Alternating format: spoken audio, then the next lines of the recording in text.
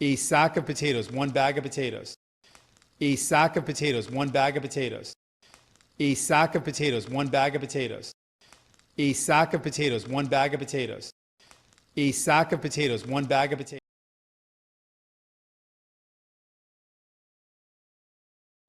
I just realized I'm muted.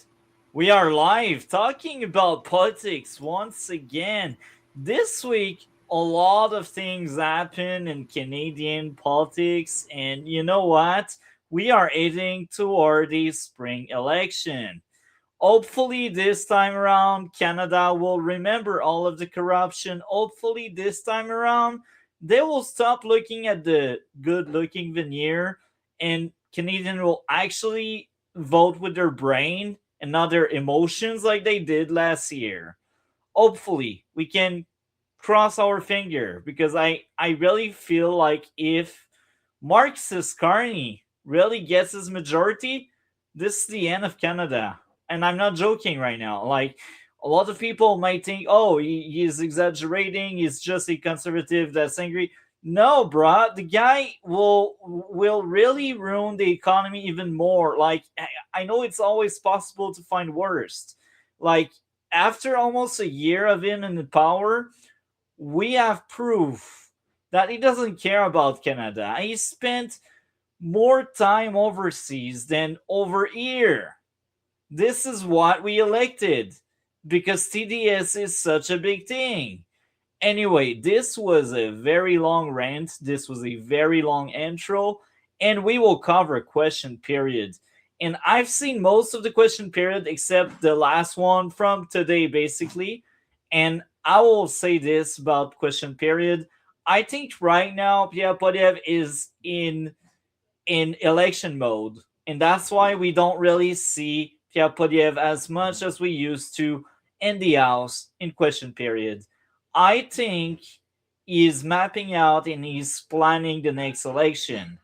I also think the moments he is in the House, in question periods, especially, I think these moments, he wants these viral moments like the apple. And that's why sometimes he's there at question period because he knows he can have that impact. So that was the very long intro. So we will start with the first question period. But really, before we get into it, how are you, Dragon? How have you been? Long time no talk. Yeah, just off and on, not terrible though. Amazing. Just Well, dealing with things. let's start with question period February 2nd. And if people have seen previous streams like this one, you will know we don't cover the entire hour of question period. We cover the start, some of the middle if there's something significant, and the ending. So let's get into it. Oral questions, questions orales. The honourable member for Thornhill.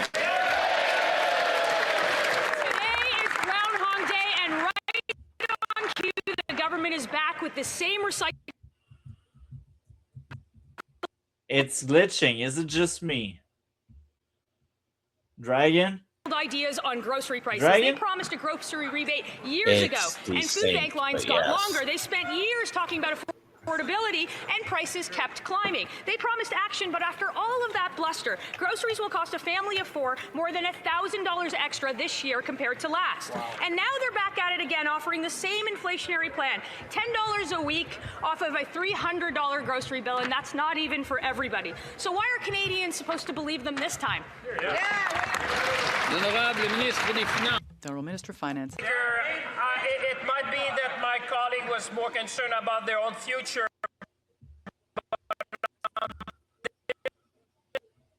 Side of the house, we were concerned about the future. What is going on with There's a that? lot to be rejoiced today, Mr. Speaker. That's why I see the Conservatives so enthusiastic. It's Monday and we have good news. You know why, Mr. Speaker? Because we did the second reading of C19, Mr. Speaker. C19, that's why I see all the Conservatives smiling, Mr. Speaker, because they know that helping 12 million Canadians is why Canadians sent us here. Mr. Speaker, we're going to build a strong Canada. We're going to build strong families because we believe in Canada. No, that's just gaslighting. Yeah, And I'll also add this. So the C19 is mentioning is basically a rebate on groceries, but only on a faction of the people. And it's kind of hilarious because 2023, the same liberals came up with the same rebate. So guess what? It's the same strategy, but a different face. So again, if Canadians use their brain for once, they will see through the illusion. They hated Trudeau, they should hate Carney. Actually, Carney is worse because Carney is actually smart. Despite like my hatred toward Carney, I will give him credit where credit is due. The guy is selfish. The guy is all about him, his profit, and how much he can benefit from his position of power. This is Carney. But he is very smart because he hides it so well. Well, it starts slipping and cracking, but still, like, he is beloved. People just don't realize the kind of piece of garbage he is. And that's why maybe they will re-elect him again. And again, if Carney gets his majority, this is the end of Canada. I will just move elsewhere. And if Alberta separates, that's where I'm heading to. Otherwise, I don't know with Trump. I don't know because like my wife is black and I'm kind of scared. I don't want them to deport her, you know. But I don't know. We will look into where we will go. But if these liberals win again, we are out. We are not staying in Canada. We are cooked. Anyway, let's play more of the gaslight, more of the lies, because this is all the liberals have to offer. The honourable member for Thornhill. I don't think he's grasped the irony of today. In 2023, that same finance minister promised that he would, quote, bring price stability to Canadians. He summoned the grocery CEOs to Ottawa. He promised competition. He promised affordability. And then he delivered 2 more years of whatever that was. Now in Canada, we have the highest food inflation in the G7, and over 2 million people are lined up at a food bank every single month. The groundhog saw his shadow today. Will the finance minister finally see his, or will Canadians get the same Trudeau policies that we had for 10 years? The Honourable Minister of Finance. I'm so happy to see What is going on? I'm telling some you, that's conservatives are weird. actually what we're saying, Mr. Speaker, and listening. I think they should listen to Canadians because that would help them, perhaps, Mr. Speaker. 12 million Canadians are going to be benefiting for our measure, Mr. Speaker. 12 million Canadians. This is not something to shout about. This is something to rejoice, Mr. Speaker, because on this side of the House, we meet Canadians where they are. Canadian has told us, give us a boost, give us a bridge, Mr. Speaker. We're going to build a stronger economy in the G7. We're going to be there for Canadians. We're going to build Canada strong, Mr. Speaker. More slogans. And again, I thought they were the party that were like, oh, we are more than slogans. Yeah, sure, buddy. Sure, buddy. This all you are giving us right now. So I will move a bit further to see if there's a block quote sense or that they want question more great here. news, Mr. Speaker. $500 million. Oh, that's the block because there's French here. The same minister threatened to use all means at the government's Oh no, that's disposal the to force them to Conservative lower in grocery Quebec. prices. In Impressive. October Quebec of the same elected year, a the minister claimed Conservative. victory, saying, and I quote, Canadians will see discounts, price freezes, and competitive prices. Raising children, or now a groceries and essentials benefit that will help some of the most vulnerable in our community. So that's their strategy. Giving gift to the poor because the poor will vote for them. And it's glitching. I don't know what's going on, Dragon. Do you have any idea? The Honourable Member for Charlebourg, Haute-Saint-Charles. Mr. Speaker, Canada now leads the G7 in food inflation. In If it's going, 2023, the Minister of Industry, however, re-download stated that the Liberal They government must have corrupted had it and obtained a commitment downloaded. from major grocery chains in Canada to stabilize and lower prices. Then in September 2023, the same minister threatened to use all means at the government's disposal to force them to lower grocery prices. In October of the same year, the minister claimed victory, saying, and I quote, Canadians will see discounts, price freezes, and competitive pricing programs. Today, food inflation in Canada is twice as high as in the United States. What happened to his promise? The Honourable Minister of Finance. Mr. Speaker, I'm pleased to see that my honourable friend is able to list all of the measures we are putting forward to help Canadians. In fact, Maybe you should re-download it. Yes. Mr. Speaker, will benefit, and I can see it in his smile today. He's pleased because it's the second reading has begun. He can go into his riding and say, thanks to the Liberal government, we are standing up for Canadians, Mr. Speaker. And I see his colleagues, they're all getting ready. You know, I'll invite him, and I think there are more bits of great news. I'll invite him to ask another question because there's more great news. It's Monday. The Honourable Member for Charlebourg, Haute-Saint-Charles, Mr. Speaker, we've already mentioned that we will not be against giving $10 off Let me coupons know when to it's Canadians ready. a week. But the same minister at Industry 2 years ago said that the Federal Financial Consumer Agency would actually be monitoring price reductions at major grocery chains. But what we're seeing is that food costs have gone twice as high. What does he have to say about that? The Honourable Minister of Finance. I get the sense that they want more great news, Mr. Speaker. $500 million for the Strategic Response Fund for structural measures in Quebec, in Canada. Additional funding for food banks, national strategy for food security, standardization. It's kind of tragic. Food security and emergency funds, that kind of stuff. I feel like we are still stuck in COVID time. It's crazy how this government mismanage our resources. It's awful, and again, they want to enslave people. Like they want to make it so miserable that they will feel the need that they need to vote for them again. It's just awful. It's like a psyop on the next level. I don't have the words. I just don't. It's disgusting behaviors, and what they want is for people to depend on them, so they elect them again. I'm baffled. I get it now. It's Canada. This is how we process. This is how we work. We are stupid. We shouldn't be calling ourselves a democracy anymore, for real. This is exactly how I feel right now. So did you download the entire question period? Do you need that? You mean the second one? Yes. I'll just get it redone. Okay, so I can stop screen sharing so you can add the new downloaded one that's not corrupt. I don't know. Sometimes it happens, sometimes it doesn't. I don't know. It might have downloaded really bizarrely and corrupted. But God knows.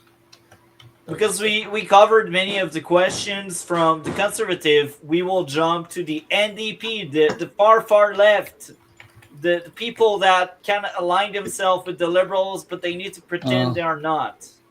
The issue itself is you have a bunch of people who are, it's not that they're big conservative. Well, it's not that. We have to deal with people who are subtly conservatives, but they're not.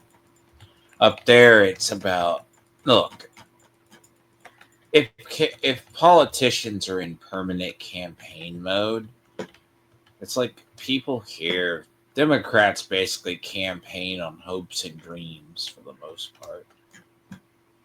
So the issue itself is campaign slogans win the day for them. But the problem is it's not like the issue itself. When you start looking at a lot of, some are single issue voters. Some only know stuff past a certain point. So if they don't pay attention, they're not paying attention. And what really angers me the most is a lot of my family members are voting liberal, and they're not voting liberal because they feel like it's the best option. It's because they fear the other party. And the worse than that, the other party hasn't been in power for years. And there's so much misinformation against the conservative. And yes, of course, there are some positioning that are not so great in progressive Canada. But there's the thing. If they are smart, if the conservatives are smart, they will not waste their political credit on that kind of stuff.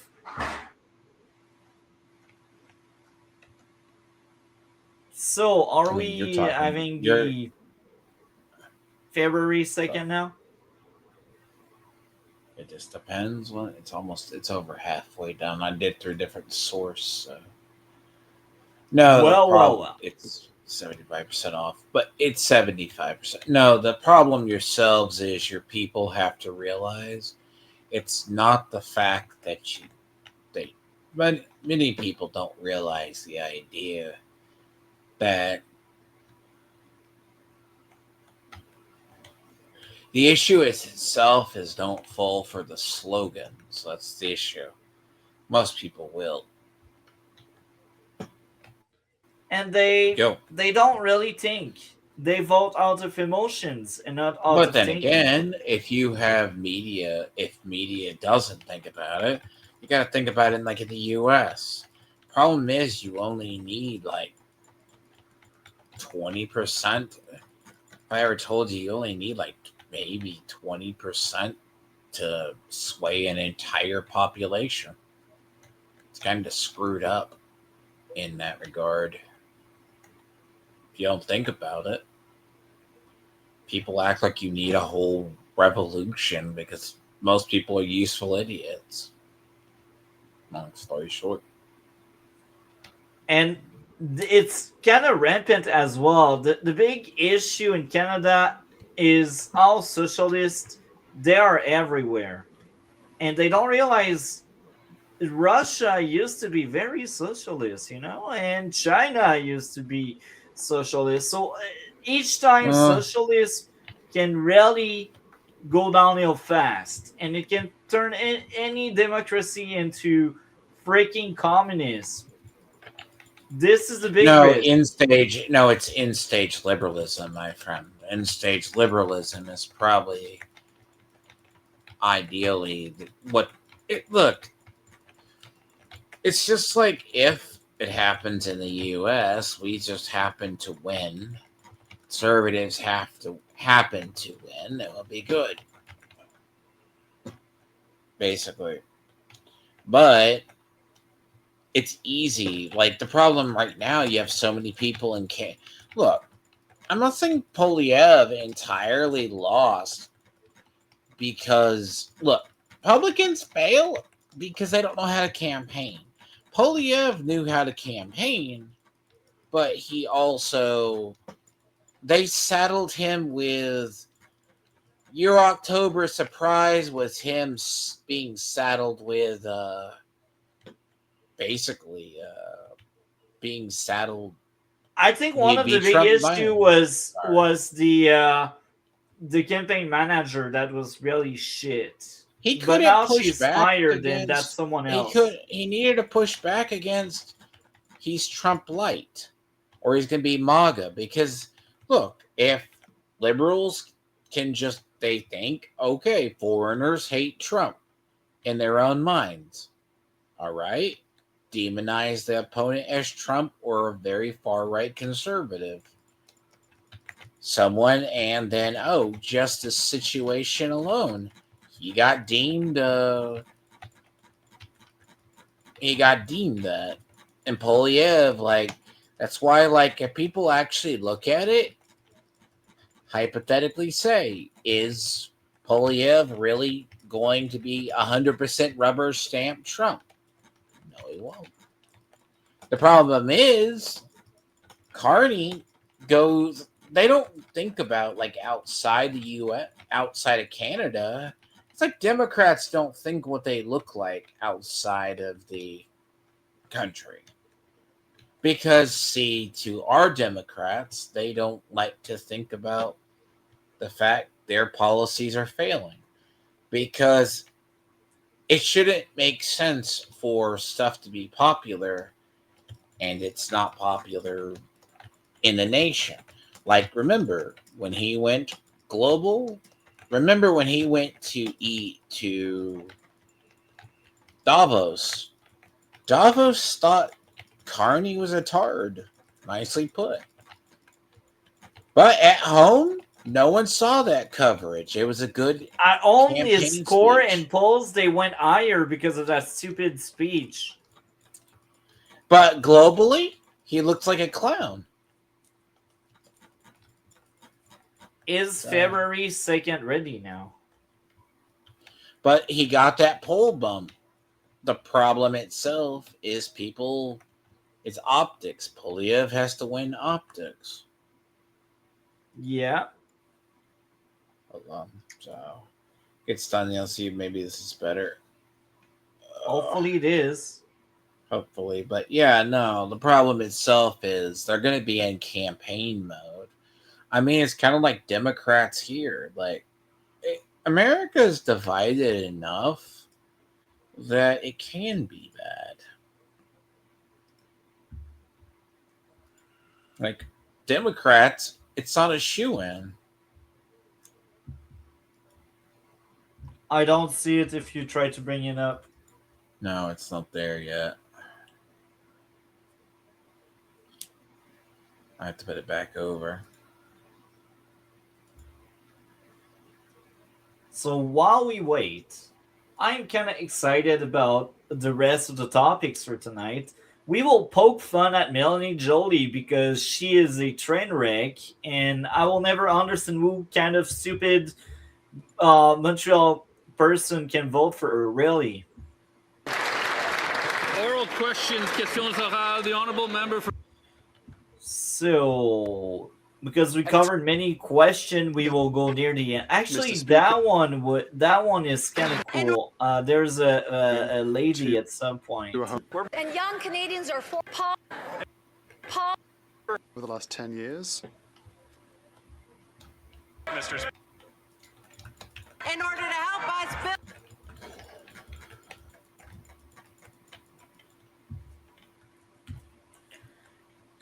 I don't think it's great 300 right Canadians now. are It's dying. glitching. Maybe it's my computer, to be honest.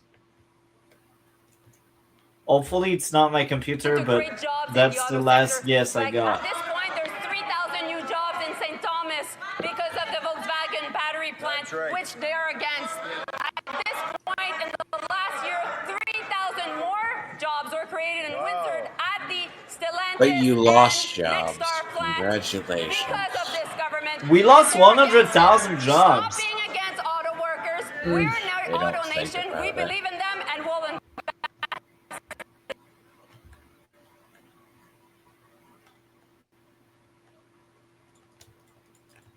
in them.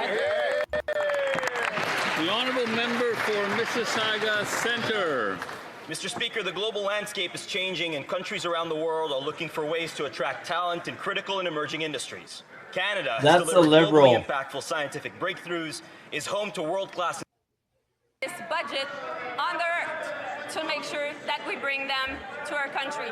So, to all those watching us or listening us right now, please come to Canada. We have lots to offer, and we can make sure that you're feeling home. If that be true, we wouldn't need to say it. People would simply come. They don't come here because we have too much laws, too much regulation. We are stupid. We don't want a free market. There's no such thing as a free market in Canada. That was Canada's GDP growth number in November. The fourth quarter growth number is expected to be negative. 2025 was another lost year for the Canadian economy following 10 years of near zero per capita growth.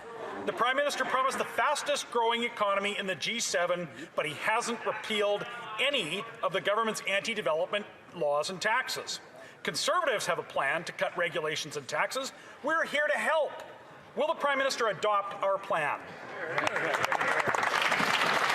The honourable member for Emergency Management and Community Resilience. The honourable minister.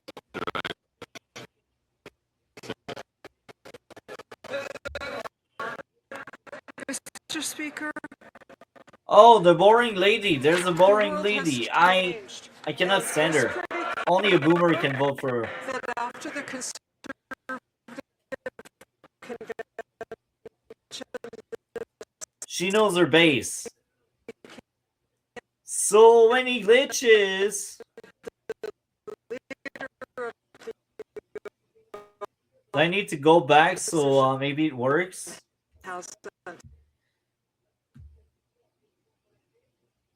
Wow. It's glitching so much. Are you still with us, Dragon? Test the other one. See what it is.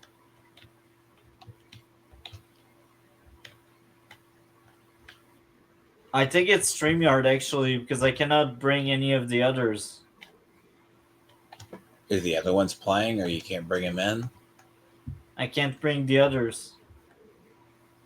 When was the last time you restarted your computer?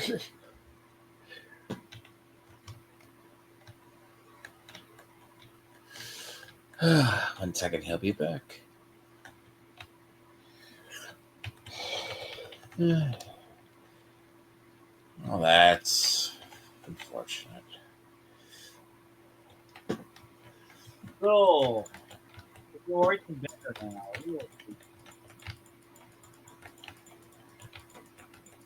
My. It is a disaster. I cannot bring it up. This is bad. So I will try with something else.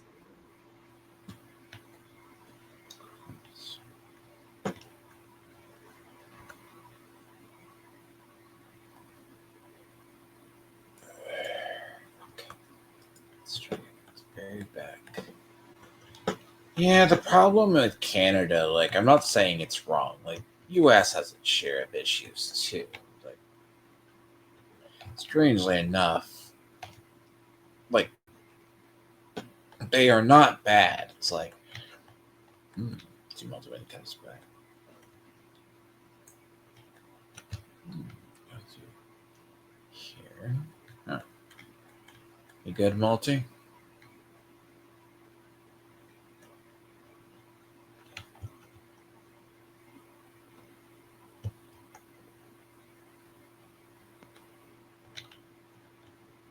Hear me? Do you hear I'm me? good. Oh, Yes. at last. No, you're good. Well, do you have echo right now? No. Okay. Well, I don't really like doing that, but we do it right now. I don't know how to bring this up because right now I'm with my phone because apparently my computer doesn't want to work. So I'm trying to Is your find computer not working or the way? my computer seems to not want to work. I don't know why. So how am I supposed to find the videos? You're doing it through mobile now, right? Yeah, with my phone. See on the screen, if you have admin power, you should be able to bring it up. I haven't seen it on mobile. Okay, well. I don't have you in your access to your StreamYards. Okay.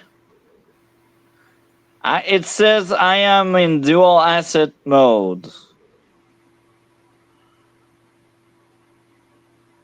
Oh, that's when the last time you updated your computer.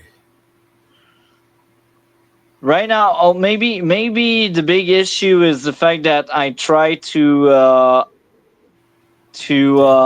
put together a video. Maybe my computer is dying right now because of that. But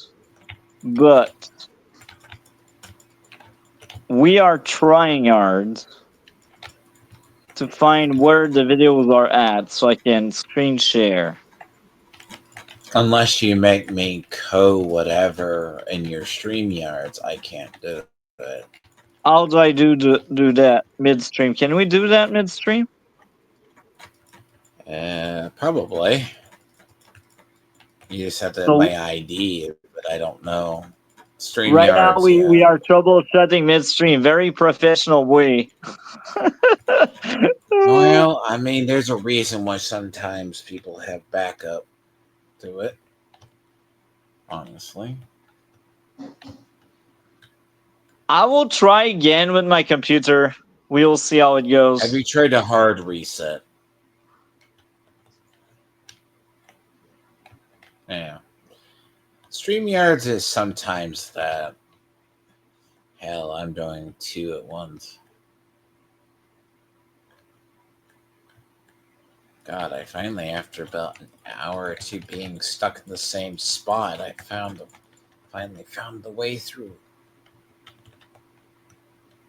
Finally. So, I'm back. I'm good, yes. Hopefully, no, it still doesn't work. So, have you done a restart?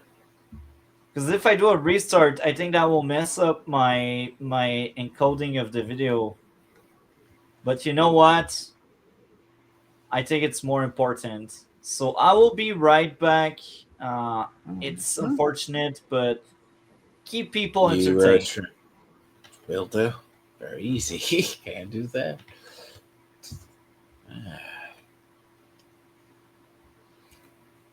See, we have all fun.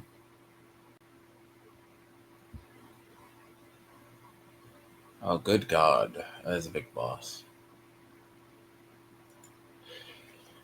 But yes. It'd be funny to fight this more legitly. Oh, there's an enemy like this.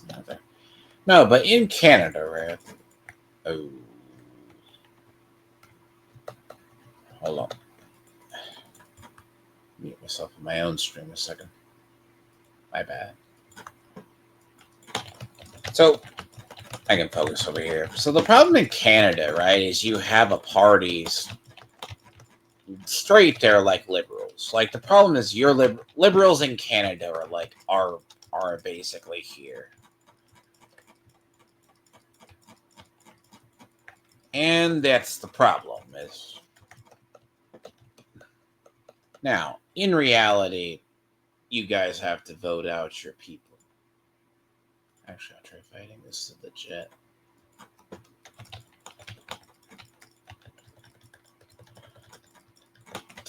Oof.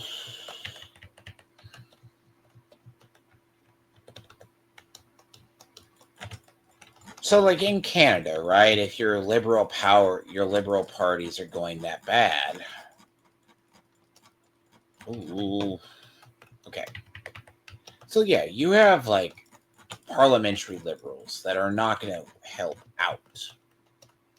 Now, the issue itself, that's ice. You just have to balance out the power. Like, the issue itself is yes. An informed voting public is a lot better.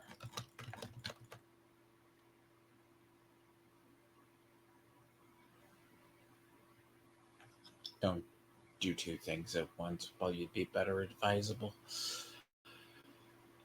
Oh god, that is a horrible attack. But no. So in Canada, you guys have a very strong, like, liberal presence. The problem itself is we battle that in the United States. The people who just hate Trump, it's not even the fact when people say TDS.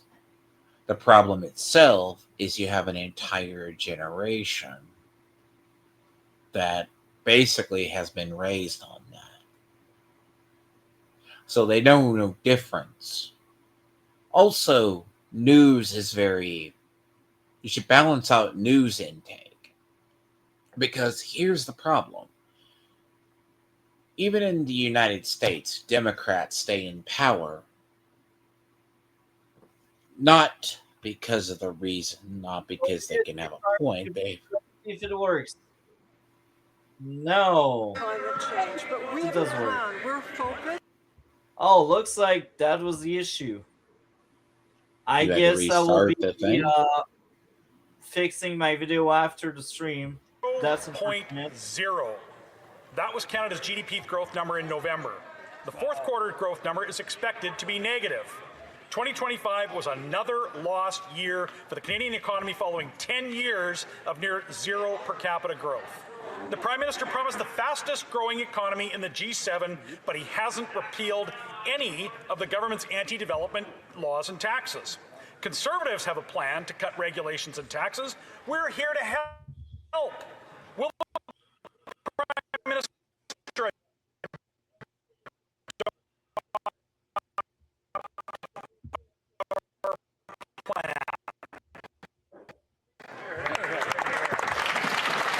The honourable member for Emergency Management and Community Resilience. The honourable minister, I should say.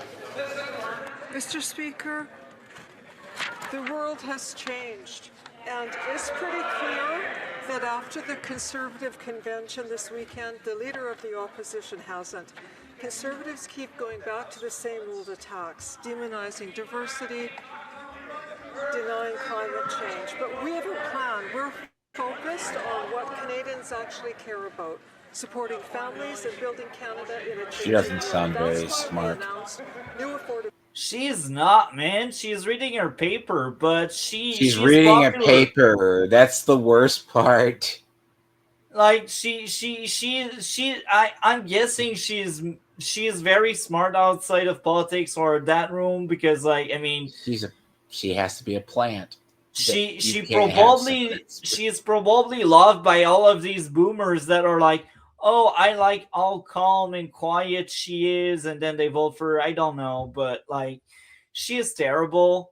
Each time I see her, I think she's probably the worst member of parliament, really. Well, actually, no, there's one worse than her. The immigration minister is far worse than her. That's like the pure incompetence we have in government. But that thing right now that just spoke is a minister, folks. And she is pro disinformation. You know what happened? During the convention, there was backlash in some of the policies we decided to not adopt. And that was toward LGBTQ plus because we were leaning too much toward the left, and that enraged so many conservatives that are like the most conservative in the bunch. But yet she says, oh, we are against diversity. Sure, girl, sure. That will fly high for all of the low information voters. But like, anyone that's been in that convention feels insulted right now. I just cannot stand her. I don't know, like, Carney just places people in cabinet that are not competent for these jobs. It's just fascinating that someone would elect him as prime minister. Ability measures, including the groceries and essential benefits that will help up to 1.3 million. Time, Conservatives got serious. Here.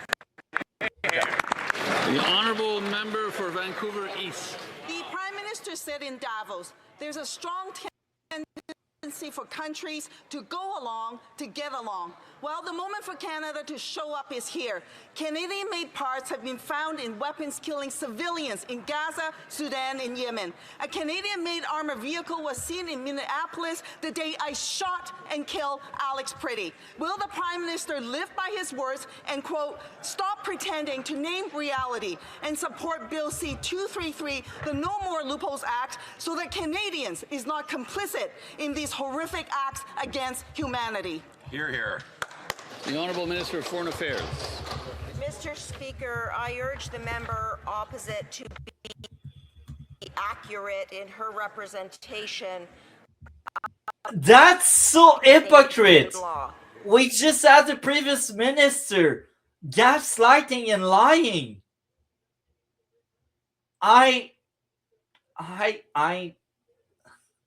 I cannot stand these people, really.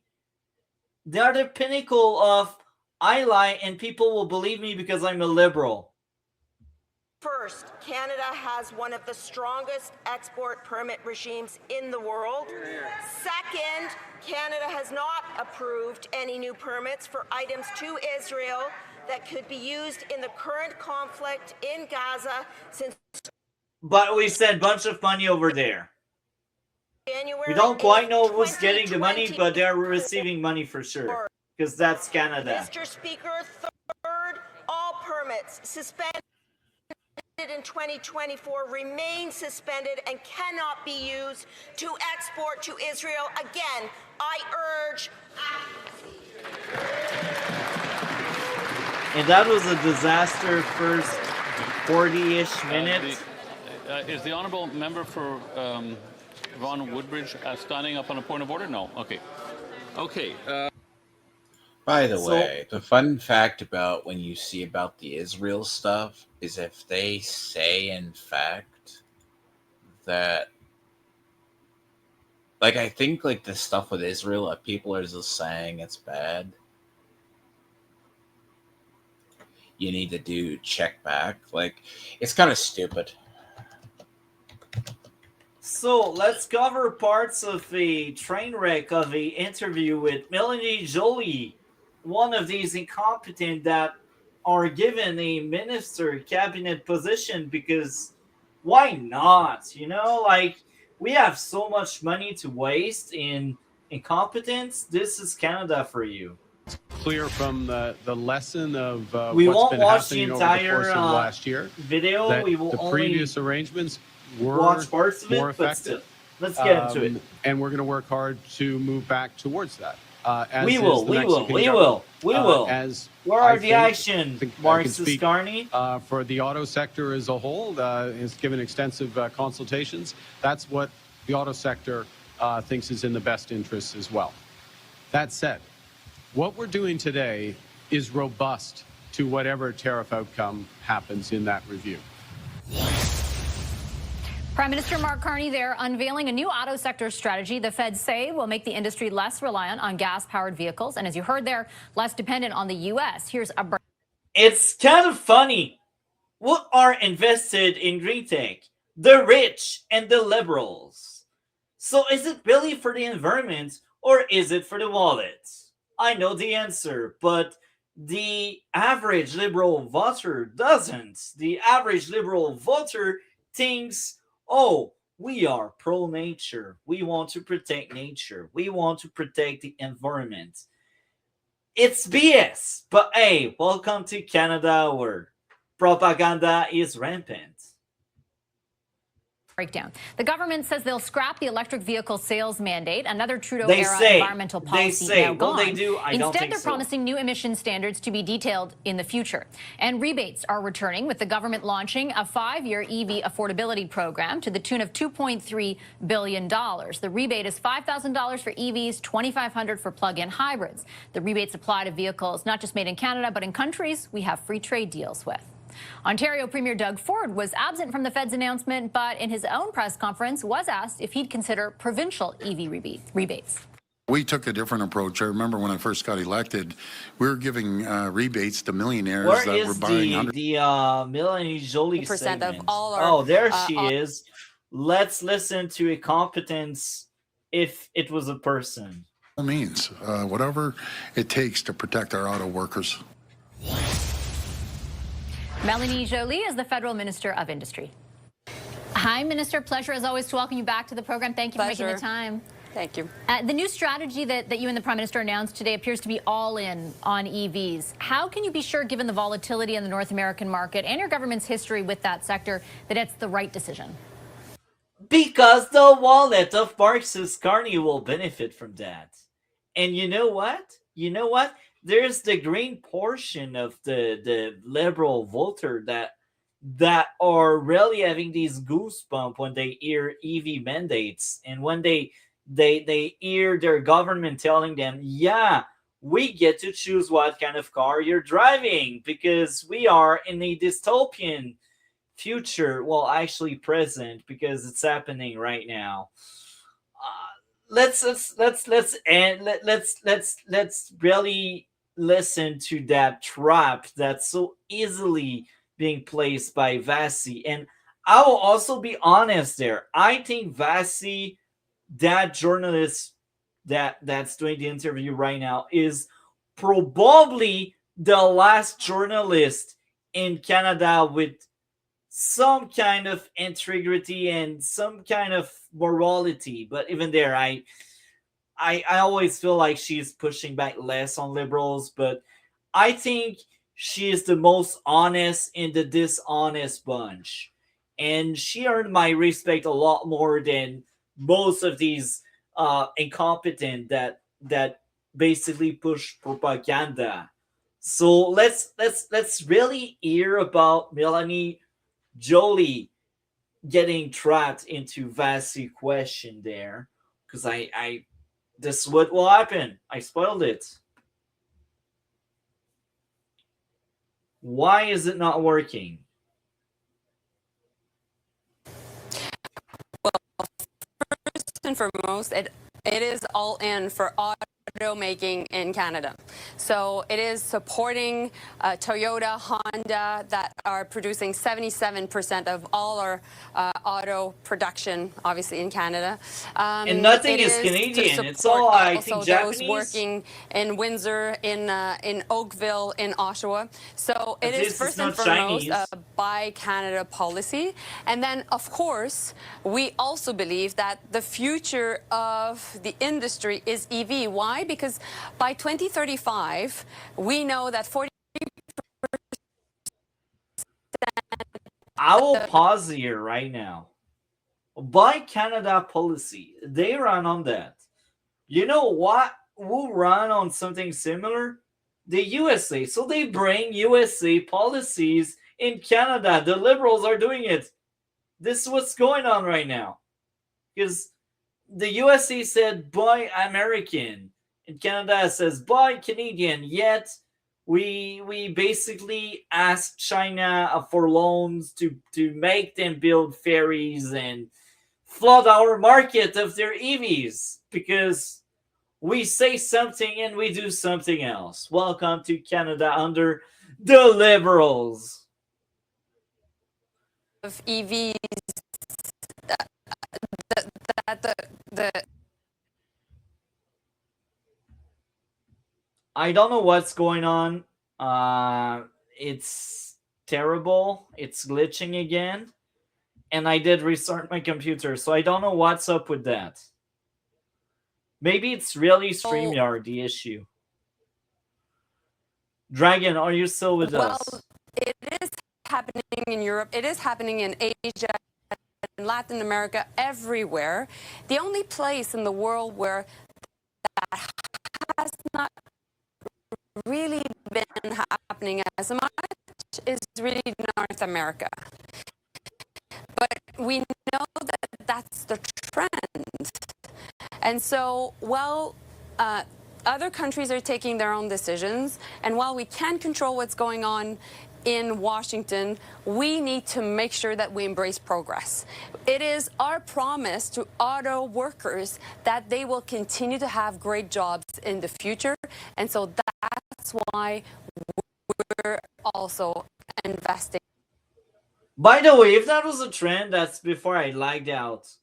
If that was a trend, they wouldn't need to subsidize it. People would go after it, and the free market would speak.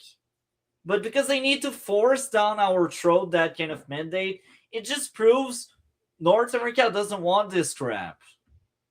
In electrification. And certainly I understand the motivation, right? And I wouldn't try to say that your government wants anything other than to make sure this sector is around. But I also think part of my job is making sure that what you're promising will actually result in that. And when I look...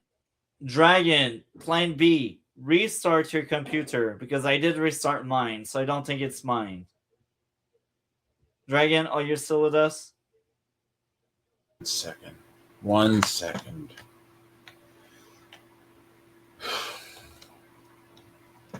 Because I just did restart it.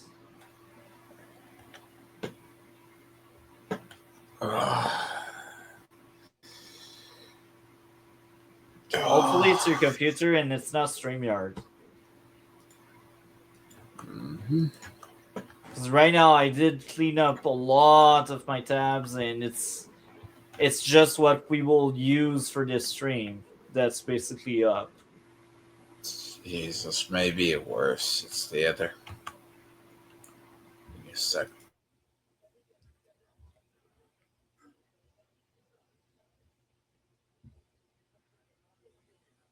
Look at the record of the Liberals in this sector. There are major challenges presented. For example, I can think back to 2022 when then the minister who occupied. So maybe restart your computer, and in the meantime, I will stop screen sharing. It's 3:52. But yeah, it's just fascinating. The green scam has brainwashed so many people. I'm so tired of it. Can Canada wake up and realize, you know what, the elite, they see a breach in the system, they use it. They see weakness, they use it. This is exactly what's going on. The elites, they know we are gullible and stupid. That's why they can get away with that kind of crap. That's why there are still people out there that believe in the green scam. I'm so tired of Canada. I will never say it enough. Canada is the hellscape. We are surrounded by sheeps. It's so tragic.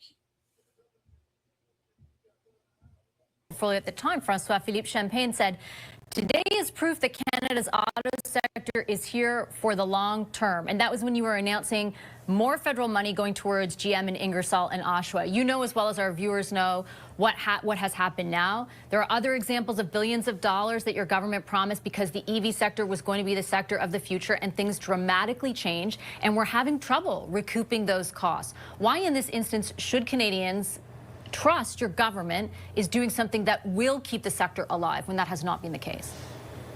And I think that's a fair question. And that was the question we were struggling with, which was, you know, how can we make sure that we protect our auto base, our industrial base, and at the And how can they lie so they don't admit the true reason behind the green scam? But Dragon, did you do anything on your side?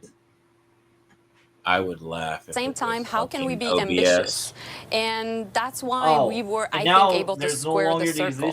Because when you look at it, after 10 years of investment, even nearly 15 years of investments in. You know what she tried to say? Now she's trying to blame the end of the Harper era. This is what's going on. This is where we are heading at now. It's no longer the 10 years of incompetence of the Liberals. Now let's blame Harper again. The guy is no longer in freaking office. When he was in office, you know what? We had one of the best middle class in the world. We were on par with the USA. This is Canada under fiscally responsible, incompetent leaders. Something we didn't get in almost 11 years now. It's crazy. It's crazy to say it's the end of the Harper era. No. It's propaganda. And you know what? As much as Vasi does push back sometimes, here I don't think she will push back enough. But hey, that's my take. Let's hear out. The problem is you got a lot of them. They don't have any kind of... Okay, I was just going to say this. So liberal people... traditionally, let's say it's low information voters. Both conservatives, let's say the US is 20, let's say it's 2020, 10, maybe 20. Let's say it's about independents and libertarians still basically decide our elections. So the thing is, if it's just slogans, it's kind of interesting. Like, take Minneapolis as an example. They're so blind, they don't look at walls or think it is, because Democrats say blame Trump, and they all blame ICE, blame whatever the liberals want to blame, and then it just gets worse.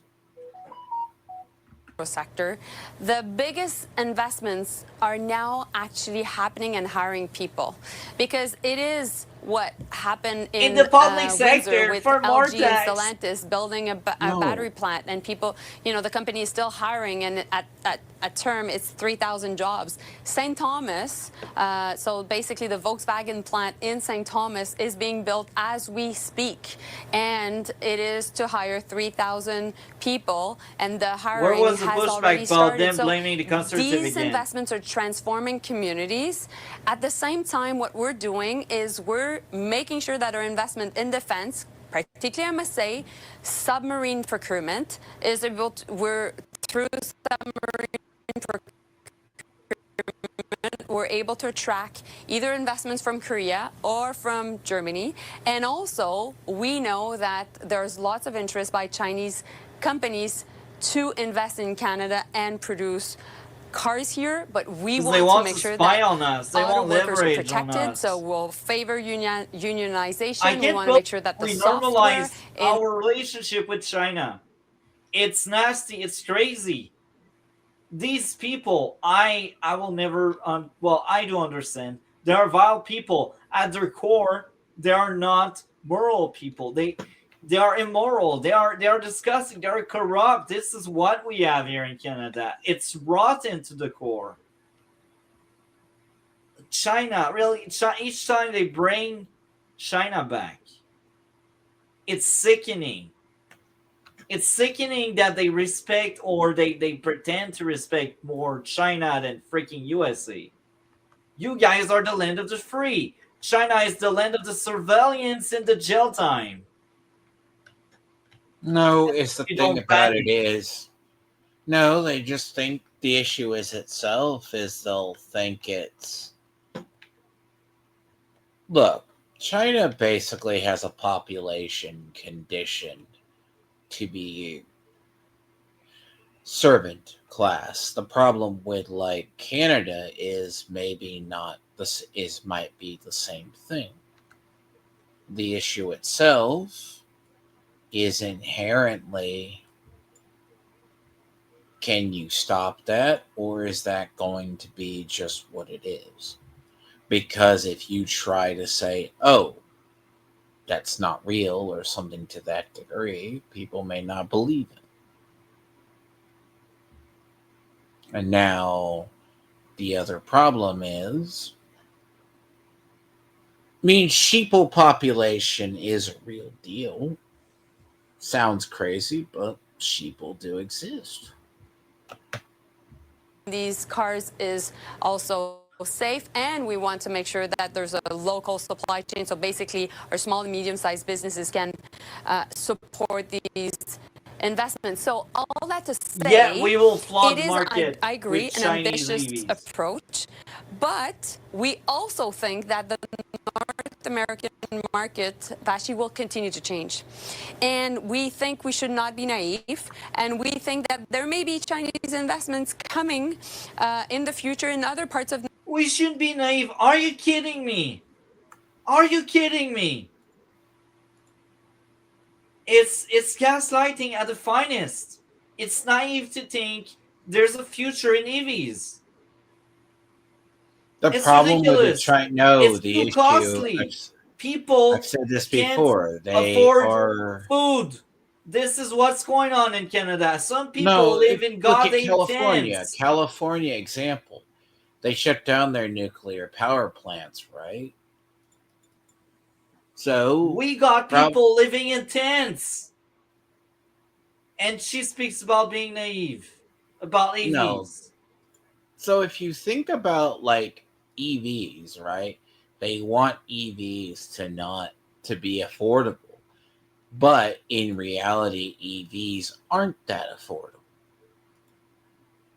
So and only like I heard like only 5 to 10% of the EVs are truly emission free, which is hilarious. Realistically, right? Like there's places like I live in North Central Texas. We get people who buy Teslas. Teslas are basically, they're not bad in various forms, but if you have the energy grid, but they're also not as cheap as people think they are. So, fun fact. Well. I guess now we move on to something very interesting. So we got Jamil Jivani, one of our conservative MP, and the guy decided to go talk to GD Vance, his friend down south, the vice president, and you know why he did that? Well, there are a lot of videos, so we will get into the why and the reasons. I will let him speak for himself, but it created drama, and it's fun, and it's entertaining, it's enjoyable. Well, the problem is, right? See, up where you are, it doesn't take much. Think of it this way. If you're not familiar with history, it's the Roman population was fed. The dictators were able to keep power in Rome with bread and circuses. It was only a problem till people weren't entertained and things become bad. The problem with Poilievre is Poilievre has to physically, like, he might be in campaign mode. The problem is if you don't have good speakers. Like Republicans and other conservative factions in the U.S. always kind of either suck at campaigning. It's not like I hear from our liberals. They go, oh, they're always surviving. They're trying to survive. No. The people who are vast sheep or low information voters flip with a trend. They'll probably break from conservative in 6 years. But they broke from the liberals and the progressives in the U.S. The problem itself is a lot of it is perception. But our economy is still largely intact to a degree. Inflation came down. People can still you might not find the most optimal jobs, but you can find a job that can work. The problem itself is, food's at least affordable to a degree. Health insurance and auto insurance is high right now still. But the cost of living is that. But see, even in the U.S., Trump's approval rating is below 50. Or barely above 50. That's not good going into midterms. He may lose power. Basically, it's not okay. He won't lose power. The problem itself is our midterms will really tell us the thing. It's not like people see the economy. I mean, I'm not going to lie. The problem is like Minnesota and the other stuff. Trump's placed basically stuck his flag into ice and a bunch of other stuff. Like, if there's a major dip in the economy, like Trump took a giant risk that basically the economy's turning around. There's been Democrats taking special elections, but that's not 100% going to stay. I live in Texas, and the funny thing is, there was a 30-point swing in a race. But the problem is that's not a repudiation of Trump entirely. See, that's what I need to look into personally. That's interesting, but now I just realized there's an important part of the stream I wanted to cover. I forgot to share a link with you, so you can download it now. I will send it to you. So download this. We will cover that eventually at some point today. Not the entire thing, but still download the entire thing. I just sent it to you. So now we will hear about Pierre Poilievre, and you will see Pierre Poilievre 2.0 right now. Let's get into it. Les Canadiens ont besoin de l'espoir. L'espoir que la vie Canadians need hope abordable. to have an affordable que life, les jeunes puissent acheter so young une people maison can et purchase lancer new une famille, houses une entreprise. and L'espoir start que nos businesses, rues peuvent devenir sécuritaires. and to have C'est pour ça a que les conservateurs secure travaillent country avec tous les partis, with afin all of the d'avoir un parties pays qui est of the autonome, country abordable et sécuritaire. for an affordable country. On a déjà dit au Premier ministre qu'on était prêt à travailler avec We already n'importe told qui the Prime pour Minister obtenir we des were résultats. ready to help Parce out. que l'espoir sans résultat, c'est une hallucination. Et c'est ce qu'on a maintenant. Après 10 ans des libéraux, la vie est coûteuse. After 10 years of the Liberals, life dangereuse, is no longer le pays est affordable. dépendant. And M. we Carney a depend promis more on d'être the différent. government. Mais c'était une illusion. Un an plus tard, le coût à l'épicerie augmente plus rapidement que parmi tous les pays du G7. After a year under Carney, doublé. Un taux our de l'inflation qui est en groceries hausse. cost more than the rest On of the voit plus de J7. criminalité dans nos rues, surtout And dans we nos got grandes more villes, criminality in our après qu'il n'a streets. pas changé une seule loi And he didn't change pour serrer a la single vis law contre les to criminels. change things in the Notre right way, économie in the right direction. est en baisse et peut-être en récession selon les économistes.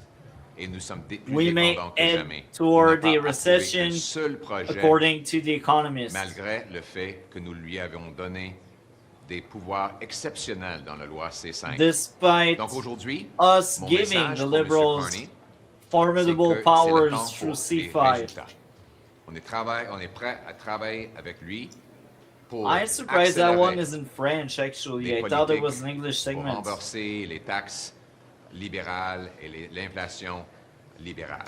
On est prêt à travailler pour We are accélérer les ready lois to reverse pour mettre les everything the criminels liberals en did prison. wrong. On est prêt à Good luck with travailler that. pour enlever les lois libérales pour We are accélérer la willing to construction remove the harmful logements laws that et stop energy de ressources development naturelles. On est prêt and à our travailler en natural collaboration resources. pour convertir l'illusion en réalité. To convert the Je illusion. note qu'on a déjà fait ça. Il y a des lois C18, C13, C14, C5, C3, C4, C12 qu'on a déjà aidé à accélérer. On a montré notre capacité de travailler They showed là the capacity où to on work pense with que the c'est dans government l'intérêt de notre pays. Notre as but long as devrait it être helps the country. de mettre l'abordabilité, l'autosuffisance Affordable- et la sécurité affordability avant and la independence partisanerie. are Et c'est ça mon priorities message for the pour M. Carney Conservatives. aujourd'hui. Thanks, everyone. Canadians need hope right now. They need hope. You want to sneak by here? Good to see you. This is not hope. This is not hope over here. He's mocking some liberals MPs. We're working. We've got We're actually going to work. You better start. We've got this is the group here that have given you the most expensive groceries in the G7, and hopefully they'll work in the opposite direction. People need hope that they can actually afford their lives, afford to go to the grocery store, afford to buy homes, afford to live in Canada once again, afford that they'll be safe on their streets, hope that we'll be a self-reliant economy and military. After 10 years of Liberals, life is expensive, dangerous, and our economy is more dependent than ever. Mr. Carney promised change. After a year, we've seen nothing but illusions. In reality, life is even worse now than when he took office. The illusion was that he would give us affordable groceries. The reality is that he's given us the worst grocery price inflation in the G7. The illusion was that he'd get rid of the carbon tax. The reality is he's brought in another one. The illusion was that he was going to build homes. The reality is that home building is collapsing in G7, in Vancouver and Toronto, and we have the most expensive housing in the G7. The illusion was that he was going to bring safety. The reality is he hasn't changed a single word in the criminal code or gotten rid of a single catch and release liberal law. The illusion was that he was going to build, baby, build. Remember that? Well, the reality is that even though we gave him exceptional powers in Bill C-5 that he said he needed to build really fast. We gave him that bill in 5 days. We're now 7 months later. He has not approved a single project using that bill. The illusion was that he was going to open new markets in the world, and there's been lots of photo ops and signing ceremonies, but he's not signed a single new free trade agreement with any country. And in fact, he has not gotten the deal that he promised he would have with the Americans by July 21st.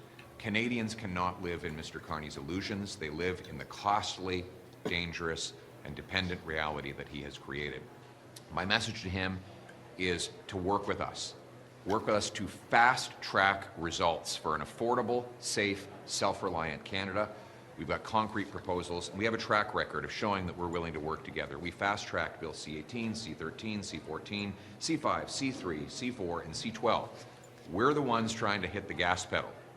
My message to Mr. Carney, stop hitting the brakes, because Canadians need hope for affordable, safe, and secure Canada. Thank you. He's going to ask you to work with him. He's going to ask you to work with him.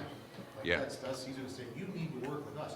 We're the government. Well, look, why don't you get on board and get on board? we're not, we have been working to fast track anything that we believe, however modest, might make life a little more affordable, a little safer, and our economy a little stronger. So it's he that is holding up the show. He's been in power for almost a year now, promising rapid change. But I ask Canadians, what's changed in your life? Are your groceries affordable? Is your rent affordable? Are your streets safe? No, they're not. All of those things have thus far been an illusion. But the good news is, we're here to work to fast track the changes and the results that Canadians need. Can I ask what advice you gave Mr. Jivani before his trip to Washington? And who is he meeting there? So the advice I've given all of our MPs is you need to fight for jobs in your community. Mr. Jivani's community has been hit with a massive job loss, 1,200 jobs in the auto sector, and he's going to fight for those auto workers, as all of our MPs have been doing. You know, Mr. Carney had promised that he would get us a deal by last July. My message to him today is Conservatives are here to work with the Prime Minister and with the government to knock down these unjust tariffs and fight for our workers, fight for their jobs, and fight for our economic independence. How are you dealing with Mr. Trump, sir? Foreign affairs are half the job of the Prime Minister, surely. Right. And surely this is a unique time. Absolutely. We didn't hear a lot about Mr. Trump from your speech in Calgary. We're asking, where do you want to take the relationship with Mr. Trump? How would you do it? How would you do differently? How do you deal with your caucus? So the sound is not that great, but the journalist is like, a lot of your base is into MAGA stuff. What is your plan with Trump? Do you want to get closer with Trump? And I think the answer will be very interesting. Where a fair amount of people are pro with Mr. Trump. Sorry, I didn't get the last part. Where the fair amount of people last part is a fair amount of the Conservative membership seems to be, and part of your caucus seems to be very supportive of Mr. Trump in some ways. Well, I don't think, I think you're reading in assumptions here. How would I deal with it? We need our country to be strong, self-reliant, and sovereign, able to stand on its own 2 feet. Then we can negotiate from a position of strength. So to control the narrative, debunking, oh yeah, conservative or MAGA, because this is what the media tried to spin, and it may have worked last year, but I don't think this time around it will work. So the labeling him that way is the perception. Canadians easily have this problem. TDS is mild. It's kind of like Bill O'Reilly's been more blunt lately. I have to show you a segment Europe will talk a big moralistic game, but they have no concept of really what's going on in America, kind of as we don't really understand some of theirs. But they just see what people come out. So there's a lot of people, even if I talk to random Europeans, they'll be like, well, Trump's bad, Trump's evil. I'm like, What do you guys hear about him? Oh, Trump is like through the world. Like, there was a period through, like, after Trump got elected, like, it was a guy in Argentina, like, and a couple of other world leaders, the prime minister in Italy. They're like, oh, she's going to be like Trump. She's going to be like Trump. Nothing like it. So the problem is Poilievre has to, he might be conservative, but a lot of liberals think Trump is. Now, I will say Trump is shaking the balance of power. He is a populist, and he's inspiring a lot of populism in the world. But he has about as much influence in Canada over any other part of the world. Because I'd also add this. I'd rather have a populist than a globalist. Globalists are the worst species. Well, the problem is they should go to jail or on trial at least. No, because they are insult to democracy. So the problem with the globalist economy is globalism is kind of collapsing. The problem is globalism thrives. The funny thing, like, about Carney, under Trudeau, you guys were largely a WEF and International Monetary State blocking Belt and Road. But within 4 years and getting Carney out, you guys are going to basically to serve China. Now, it's not the perception, because even Davos is basically saying people need to cut back on globalism, which they're all in on AI right now.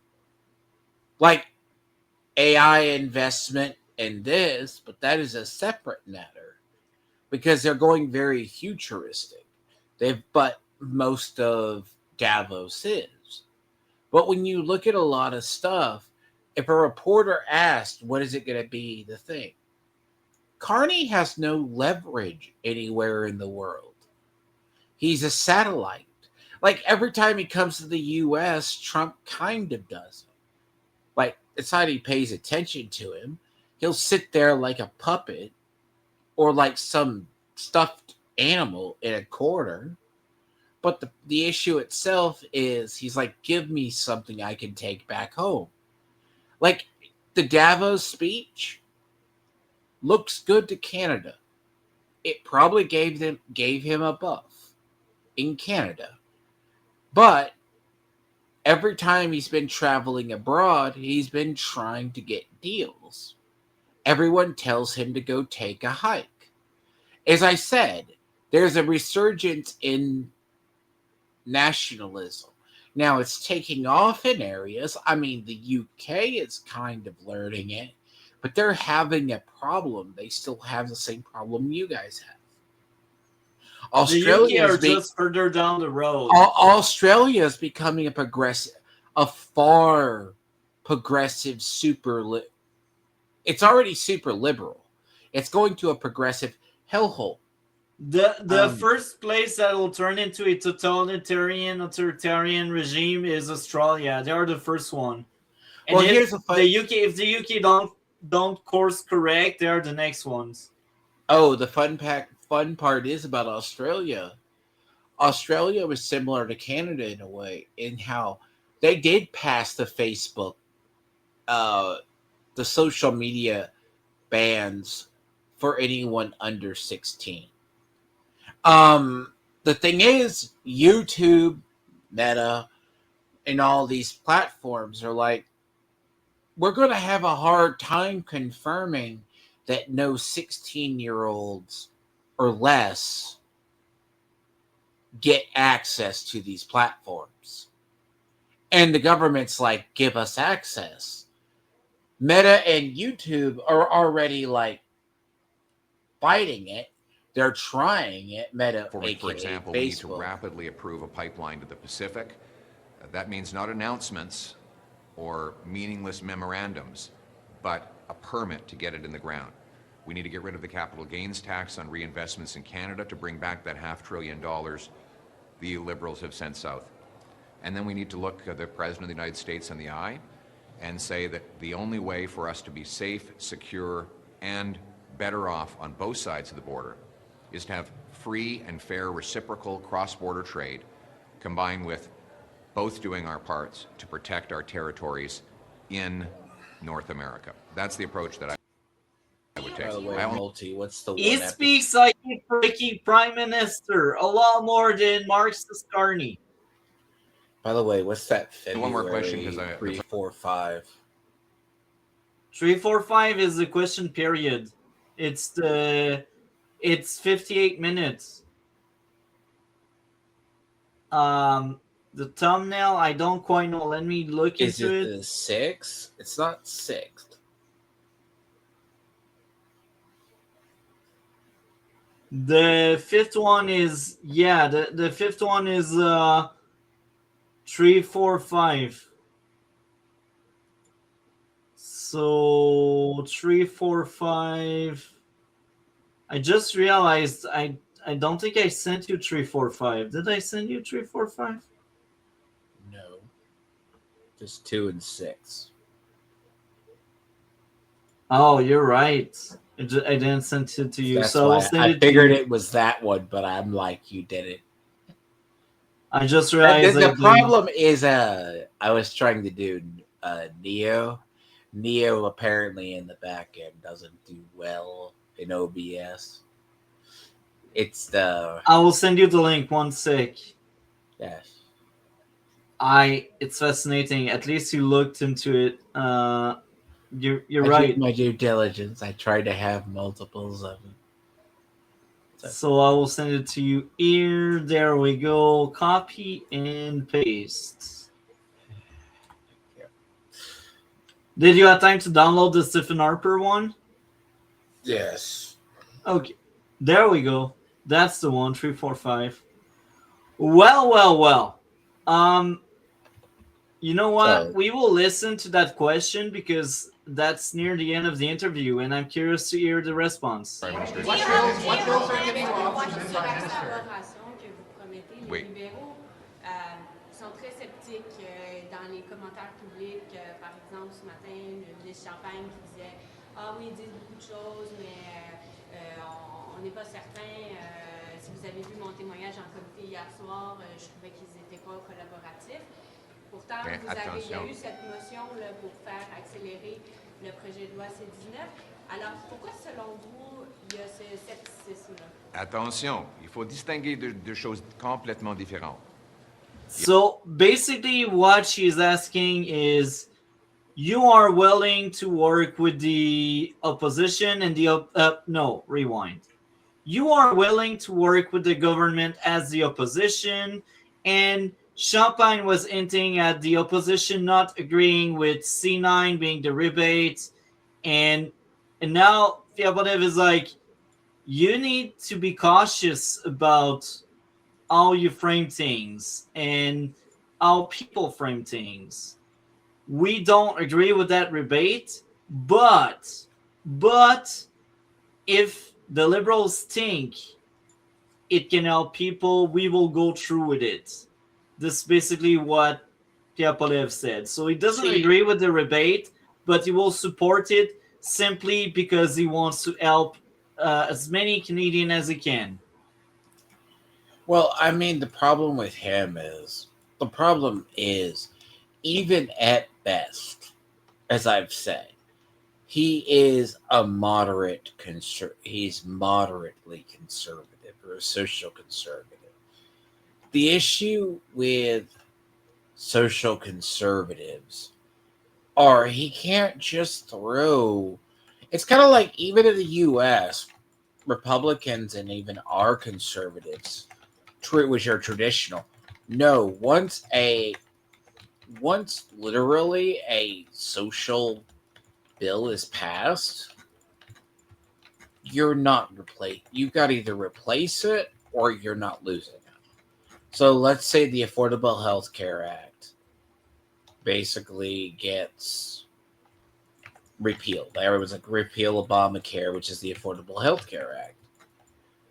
The problem itself, right, is once a social thing is passed, you're not repealing it.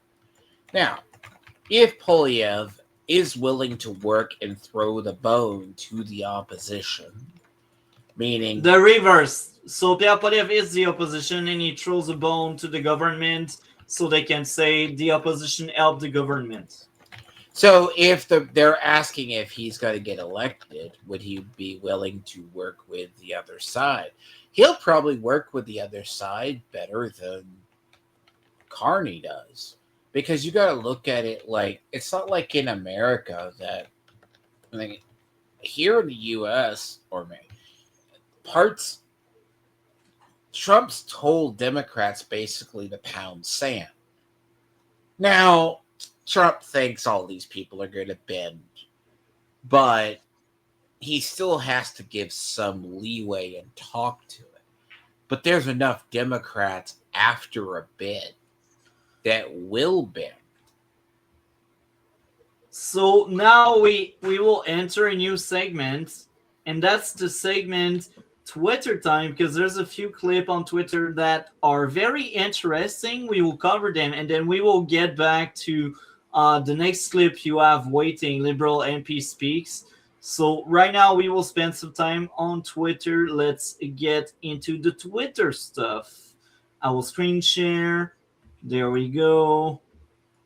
So we will cover Melanie Joly once again, gaslighting and lying, because this is all we get from her. And yet she gets elected, and yet people still believes in her. I will never understand. I despise that MP. I think she's one of the worst. She's like the bottom of the barrel. And right now I'm scrolling down. I need to find. There we go. That's the clip. That clip is fascinating. Last question. And it's a lesson on how incompetent Melanie Joly is. So let's do this. I'm excited about that clip. And we will zoom in. Each time I see her more on camera, I despise her even more. I will never understand how people can vote for that individual. Well, let's get into it. Would you personally drive a Chinese-made EV? Yes or no? You wouldn't? I said, would you? But my question is, you I'm wouldn't? the one asking the questions here. You're the one answering. Well, I'm asking a question you're to the you government. too. I'm asking you. You're here to answer our questions. The point of the committee is that the committee members ask you questions. I'm willing to Are you drive serious? a very great. You're asking me. I'm asking One you. person at a time. People are asking Please, you. MP Ho, your time is up. MP Ho, your time is up. I'll just finish, Chair. I'm willing to drive a great Canadian-made vehicle, and that will be my focus. It's a laughing stock. You see the chair was laughing? I've seen the chair laughing.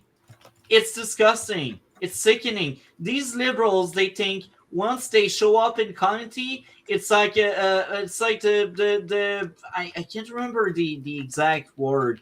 It's like at school when you have a break and you go at the courtyard and you play with your friends. This is exactly how it feels when I see a liberal chair laughing at whatever Joly is doing. What's her past record? Do you mind me asking? Which past record? What do you mean? How long has she been there? Has she hold any office before? 10 years. And she almost became cabinet minister in every way she could. Like, she held so many different cabinet positions. At some point, right now she's industry, but at some point she was foreign policies. She was immigration. She was always in cabinet. Like, she was probably one of Trudeau's best friends. I just cannot stand her. So the thing about her is, let me give you a comparison of what she's probably like. So the Democrats had at one point a group of women called the Squad.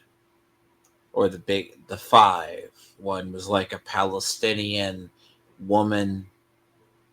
Another one was Ilhan Omar.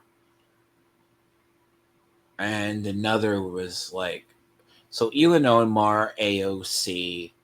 I think there was like two others. I just forget who the other ones were. Like AOC, right? AOC is kind of a loudmouth. Like you'll see her occasionally. Like she'll say something really stupid. It's not that she says stupid things. I'm not the brightest in the world. But she'll come out like this one. She's put up there to hold the spot. But she'll say something and she's a darling of the party. As long as she's not saying something publicly stupid. Now, if she posted this physically and someone actually held her, yeah, it's not that the people laugh at her. The issue itself is even Democrats think AOC is a joke. So I will tell you this. This is a circus. And you see, the liberals, they always complain when the conservative, they filibuster stuff to slow down the process of having really trash laws, because this is what the liberals are striving to make, trash laws. And now we get clips like that. It's so hypocrite. You can't complain about conservative filibustering while your minister of industry is thinking it's a joke and it's playtime. She's laughing. She's not answering any question. And what her was job, the context? She was talking. She wasn't commenting. This is a commentary. So that means the opposition gets to ask questions to the minister on decision making. And based on the question I heard on that clip, it was aiming at the car industry, the EVs, and that kind of stuff. And she was not taking that seriously. She was just, oh yeah, it's playtime. It's disgusting. She has one job. If I would like to see the if there was a opposition. longer clip, because it's funny, because if the question was, would you drive that, and why would you want Chinese EVs? Okay. Well, we can replay it and you'll see it yourself. This is the question. So let's play it again. Last question. Would you personally drive a Chinese-made EV? Yes or no? Yes or no? I said, would you? But my question is, you I'm wouldn't? the one asking the questions here. You're the one answering. Well, I'm asking. She doesn't take that seriously. That's a yes or no question. What does she do? She deflects. She asks him. Would she say, would you? Did Yeah. she say, what? Did she say, would you? Yeah. Like, and it's like the and you? Like at the beginning before she goes? She's like a petulant child. Actually, replay that. If she says that right at the beginning. Second. How do you remember? Last question. Would you personally drive a Chinese-made EV? Yes or no? You wouldn't? I said, would you? But my question is, you I'm wouldn't? the one asking the questions here. You're the one answering. Well, I'm asking a question to you too. I'm asking you. You're here to answer. The point of the committee is that the committee members ask you questions. I'm willing to Are you drive serious? a very great. This is playtime. No, She that's thinks it's a joke. I thought I heard it. No, I thought I heard what she said. She says, no, it's not the question of no you. She said, it sounded like, would you? I go, you wouldn't? Send her overseas. Go waste some taxpayer money on her, like being the embassy of France. I don't know, like, I cannot stand her. Pack your bag and send her overseas. No, we deserve better than this shit. What's worse about that is she's asked the question. And she deflects. Then And that's she starts- a yes or no question. This is what they do in comedy. It's insulting. Actually, no, she tries to make sport. She's making sport. She's trying to. She thinks if she gets him into a hypocritical thing, she goes, "Would you buy and drive a Chinese mass market EV that they can't sell because their economy is bad for them?" The funny thing about it is, that's why they try to pawn it off on Trump. Trump said no about it. she's just being like, it's childish. Like, that's not very much a smart thing. It's like, no, would you drive a Chinese? Why do you care so much? You're a hypocrite. No. She's freaking cabinet. She represents the government. And here's the thing. She goes, I would be proud to drive a Canadian-made vehicle. But that's besides the point. The question is literally about the Chinese EVs that they're trying to dump on you guys. Just saying. It's Canada. We are a banana republic, as one can call it. No, that's just bad representation. Like, that's just... That's insulting. Like, no, she literally just goes...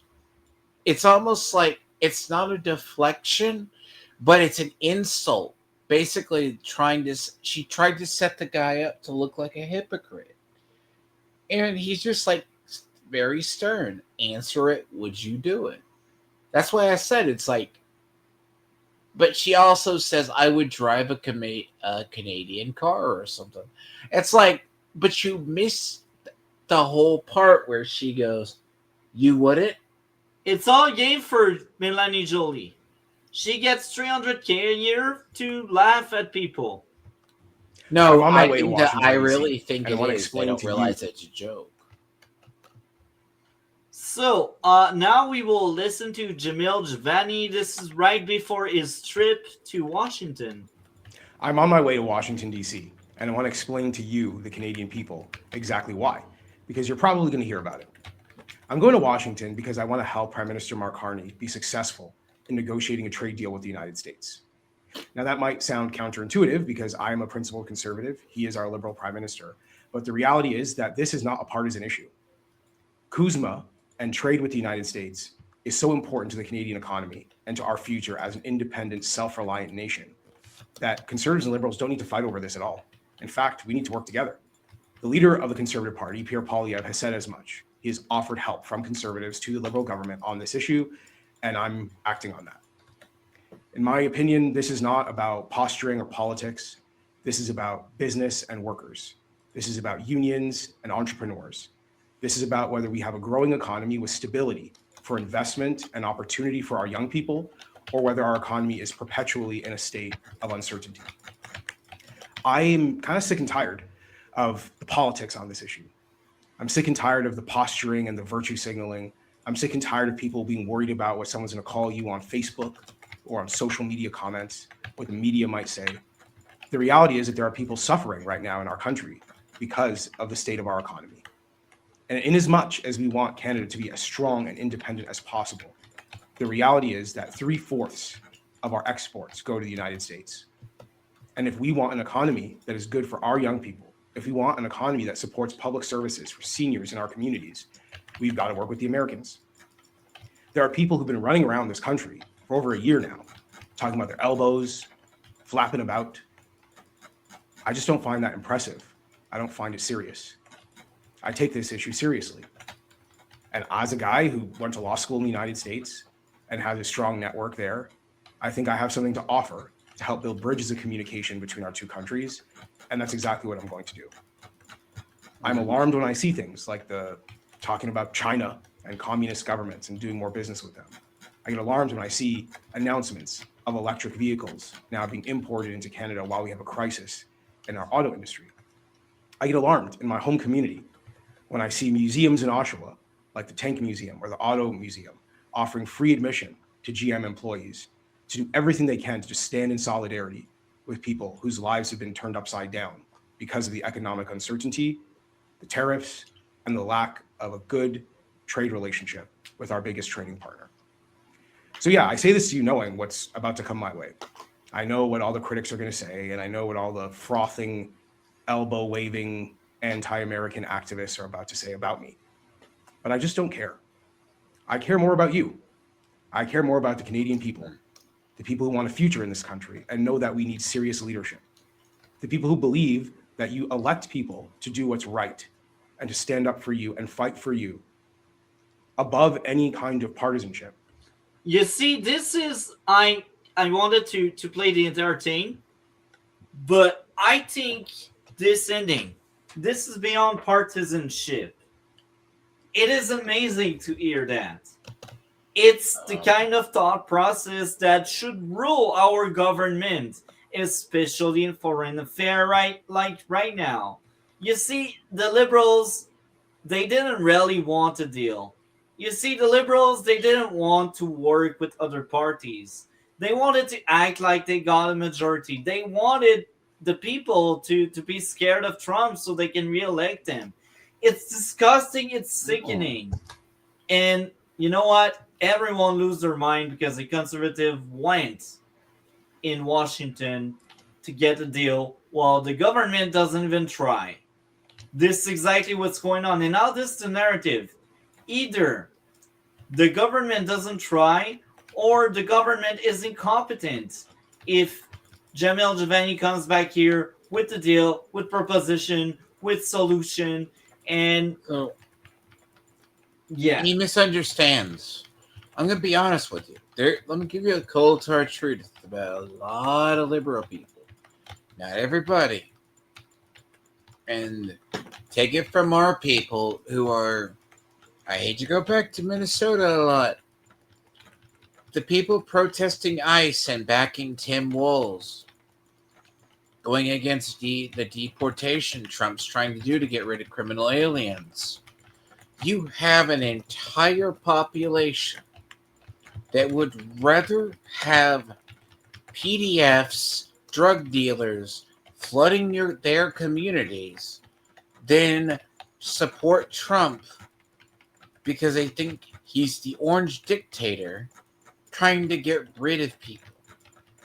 They would rather have actual PDFs running around their communities, but they would not be caught dead in a group of them alone. But principally, they have to stand against Trump himself. And the same could be said for most people who are diehard liberals. They do not care.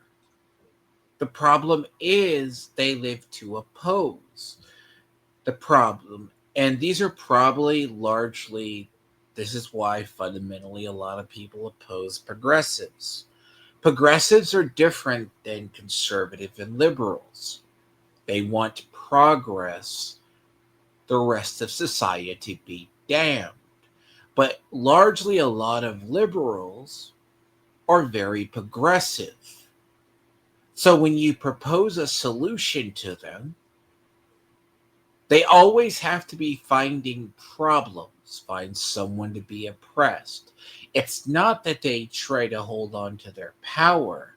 They're seeing that as their base. The problem with your government is they've been running status quo. We need to make drug abuse care easier. Okay, we solve one problem. We solve another. They make another program to fix that prior program or issue. They don't realize 5 programs down the road, they're the ones who paved every brick of that road, and they have to solve it. So when it comes time for liberals to solve it, it's hard for them to look back, because even Democrats in the U.S. with immigration policy, we're dealing with 10 years plus of immigration neglect, not from conservatives, from Democrats, Biden letting them in. Let's just use this as an example. We're saying we want them out. Tariffs the same way. But liberals do not understand that they caused it. Now, the crap with the tariffs in Canada, Carney could have had a deal if he just came to Trump, lowered his pride, he would have had an overall deal. A lot of the average probable Canadian, I wish him luck. He could bring the perfect deal back to Carney. Carney won't do this it. job because I thought there was important work that needed to be done in our country. And I thought that on behalf of the great people of Bowmanville, Oshawa North, I would have a chance to do some great work. And that's my motivation. So no matter what you hear, no matter what they say, I just want you to hear directly from me. I think you deserve good leadership in this country. And I think you deserve people who are going to cut through all the noise, cut through all the posturing and the virtue signaling, and just try to deliver something good for you and your kids. And to me, that's what a trade deal with the United States promises. It promises more stability so that we can grow our economy and that our country can be strong and awesome and live up to its enormous potential. And I think that's what we all want. And that's why I'm going to Washington, D.C. Thanks for listening. And that's why Jamil Jivani is amazing. I really enjoyed him. So that's after his trip. Let's play this. Promising and positive. Hello, Canada. I'm here in Washington, D.C., where I've been having some very productive, promising, and positive conversations with the White House, with the State Department, with senators representing border states that we do a lot of business with in Canada. And I got to tell you, I'm feeling hopeful and optimistic that we can get something really good done for Canadian workers and businesses. Might take some time, but I really believe that the doors are open here. Positive conversations are possible. I have made some jokes about the United States becoming Canada's 11th province. Americans don't seem that interested. They seem happy with their country, but I am really hoping that I can bring my insights and what I've learned here back to Ottawa, share them with Prime Minister Mark Carney and Minister Dominic LeBlanc. And this can be the beginning of a truly nonpartisan approach to working with the United States. This is not a partisan issue. It's not about liberals or conservatives. This is about Canadian workers and Canadian businesses and how we can make sure our economy is growing and our economy is thriving. I will be heading home tomorrow, back to Bowmanville, Oshawa North. But before then, I will be meeting with some business leaders that I'm really looking forward to hearing from, as they are job creators that employ thousands of Canadians. And I can't wait to get back home this weekend to see my wonderful niece and nephew. God bless you. God bless Canada. So I will also say this. This is genius. Because now if he comes back with actual ideas, and if he's like coming to Carney and says, this is what you need to do, and we get a deal, and Carney doesn't do it, Carney is in a pickle because he will be admitting to everyone he doesn't want a deal. And that's really bad. He will lose all of the business liberal that want a deal and that are like, I want the economy, that's why I voted liberal. Now, of course, all of the TDS people that voted liberal, they will enjoy it. But the big thing is you cannot please everyone. You will break some eggs. Do you want to break the TDS people? If you do, they will they will flee toward the NDP, toward the Greens, or they will simply not vote next election. Now, if you piss off the business liberals, well, the business liberals, they will be like, you know what? This administration is not business friendly, therefore I will go toward the conservative. Because these business liberals, they are swing voters between red and blue, and that's it. There's no NDP for them. It's either the liberals, they will do business, or the conservative, they will do. And I mean, here's a problem. Shut up, sorry, but you cut me off, so let me go on. So again, if you are a business liberal and you see Carney saying, yeah, I know what to do, but I won't do it, you must be pissed. You won't vote for him again. So what did you wanted to say? So we have people defect. So when the voting base in the U.S. splits, let's assume a state is going to flip or a population. Now, what people forget is you think the problem is if the culture is so anti-Trump, part of Carney's problem is he comes from a class of people that are rooted globally that I'm not saying TDS. TDS is a polite way of saying it. That they basically oppose anyone similar to Trump on principle. But the problem is they'll think they have an answer and they'll think they have like the magic touch to do stuff. Like, take Gavin Newsom as an example. Gavin Newsom is probably going to be a Democrat presidential candidate and a front runner. But California has been burning for a while. Look at Minnesota. Minnesota's been led by Tim Walz. They're not rebelling against his government. They're not questioning his people. Anyway, this That's was what I the mean. Jamil Jivani thing.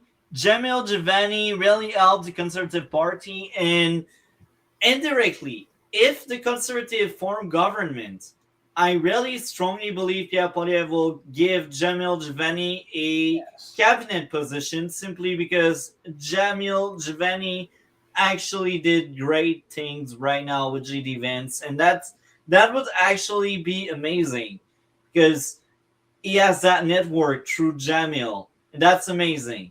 Anyway, now let's talk about two Liberal MPs leaving.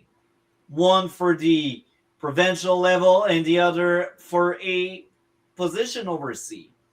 And this is a few weeks after Chrystia Freeland left. Therefore, this is amazing because the Trudeau era MPs are actually leaving, and that's amazing. We need that. Anyway, let's play Liberal MPs speak. Prime Minister, what do you think of Jamil Jivani going down to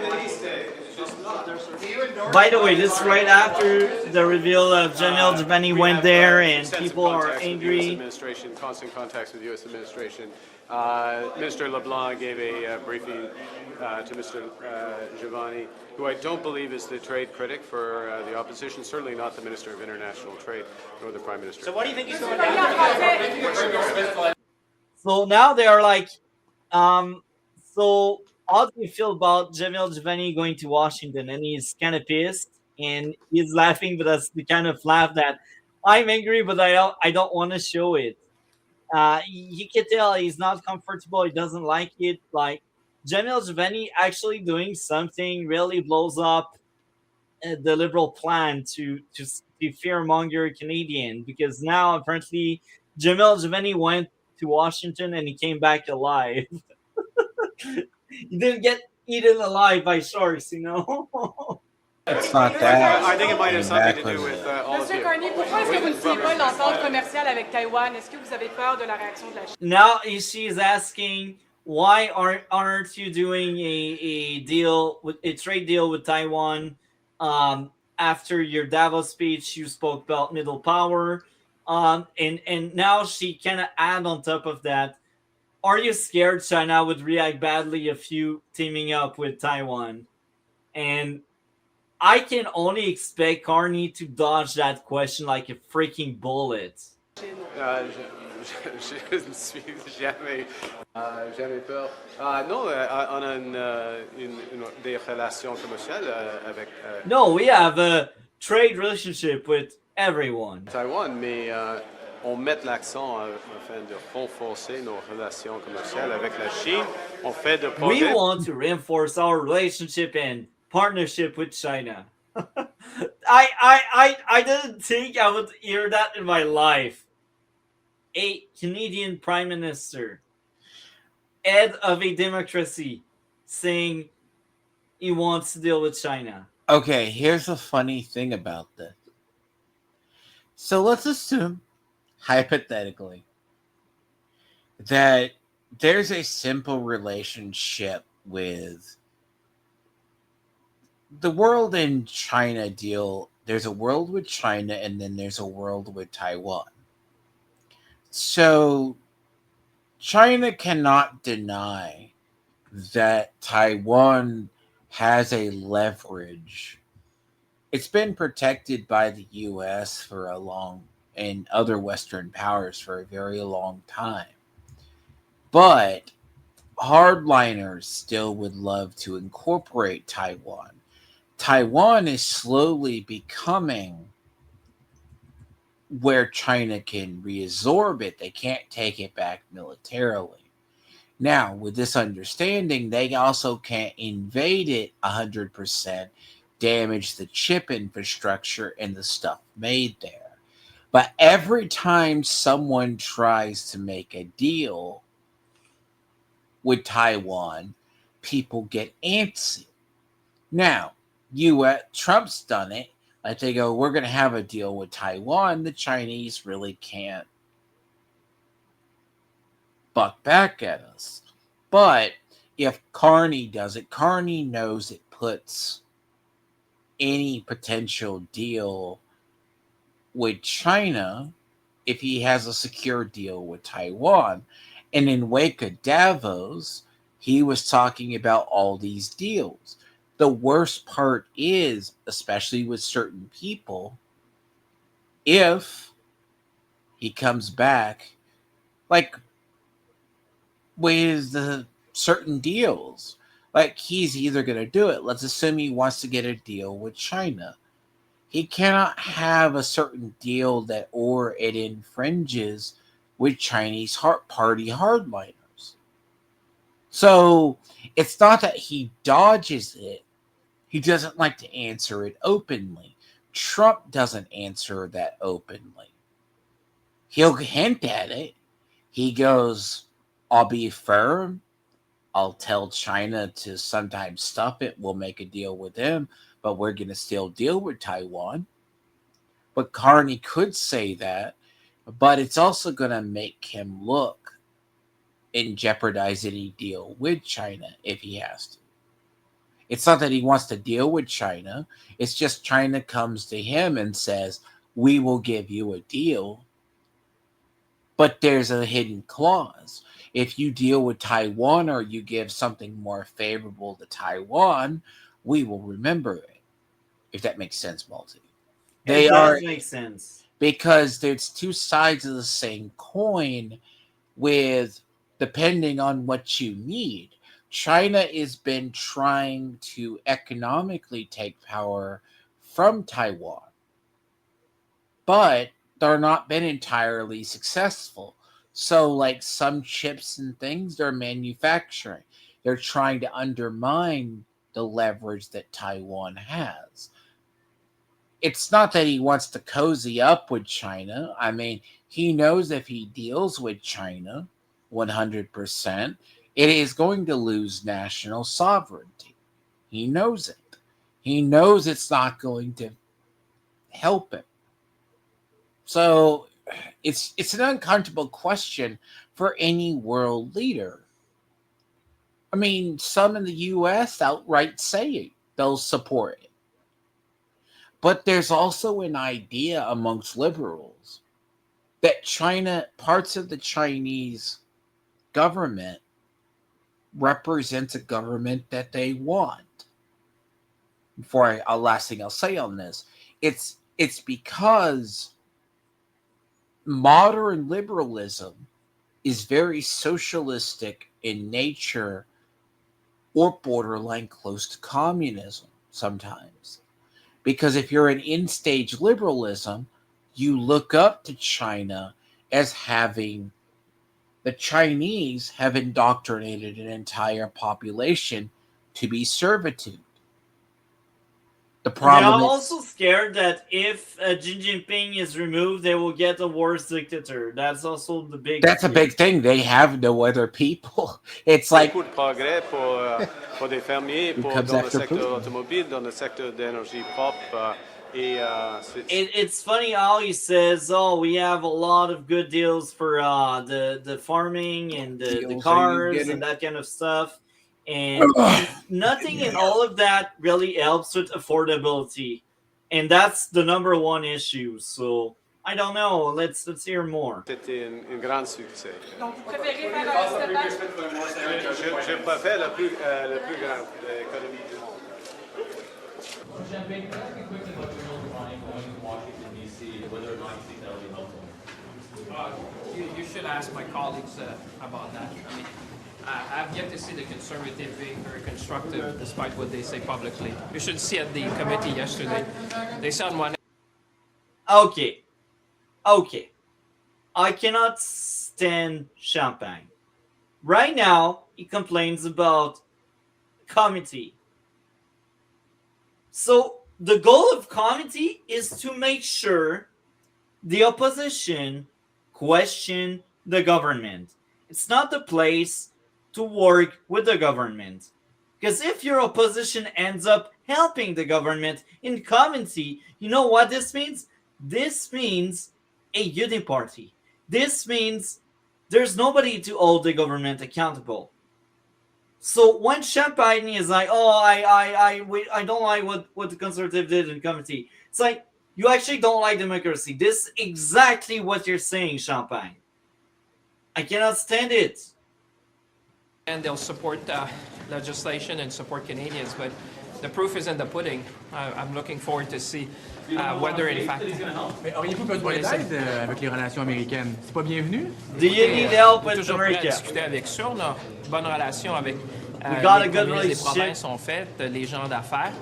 But you know, with respect to je vais laisser mes collègues commenter là-dessus. But I will let my je pense qu'on a talk on développé une façon de travailler avec nos partenaires américains. Moi, je vois le secrétaire du Trésor. I will see the Secretary Treasury of Treasury. Moi, je dis toujours, la meilleure chose qu'on peut faire, c'est de garder ces communications-là, mais en même temps, on The a besoin best de way to do diversifier, it is to keep nos relations communication. stratégiques, puis c'est ce qu'on fait. Mais vu son lien maintenant. She's talked about the idea that there needs to be more provincial involvement in judge picking. What do you think? Just speaking as a lawyer, the independence of the judiciary is a fundamentally important aspect of Canadian democracy, so we'll start with that. And I know that Justice Minister Fraser has been in contact with Alberta, and I think he'll have more to tell you about that. But you're not a lawyer. As a lawyer, I mean what I said. Judicial independence is... So you think she's trying to interfere with that by this proposal? Thank you. Do you have any concerns about Jamil Jivani going down to D.C. and talking with the American administration? So I know he's been in contact with my colleagues, so that's also good news. But my question to Mr. Jivani is, I really hope... The non-verbal. Look at that. She's kind of pissed Jamil Jivani did her job. Because she's the Minister of Industry. She should be the one down there meeting people and talking trades. Yeah, Jamil Jivani, opposition conservative MP. It's not even a shadow cabinet or whatever. It's just an MP. He went there and he had probably more constructive talk than Joly. So look at the face she's making right now. She is pissed. She cannot stand Jamil Jivani doing her job. that he spoke about the closure of GM in his writing, because Ingersoll has been closed for now 4 months, and I haven't heard him once saying that he was deploring what was going on. And you know what, Joly? It's your job to make sure plants and industries, they don't close, but you're incompetent, therefore they close. So, like, she's blaming the opposition again instead of just, like, looking at the mirror and admitting she did something wrong. basically GM closing Ingersoll and hundreds of people losing their jobs. Oh, a journalist asking a good question for once. Let's clap. So he is asking, do you truly believe a conservative MP that's not in government, that's in opposition, can truly do something about trade? And now, I can already guess. Joly will say, yes, of course he can. Ben moi, j'espère qu'il va parler aussi à GM. J'espère qu'il va défendre le sort des travailleurs, parce que clairement, il ne le fait pas.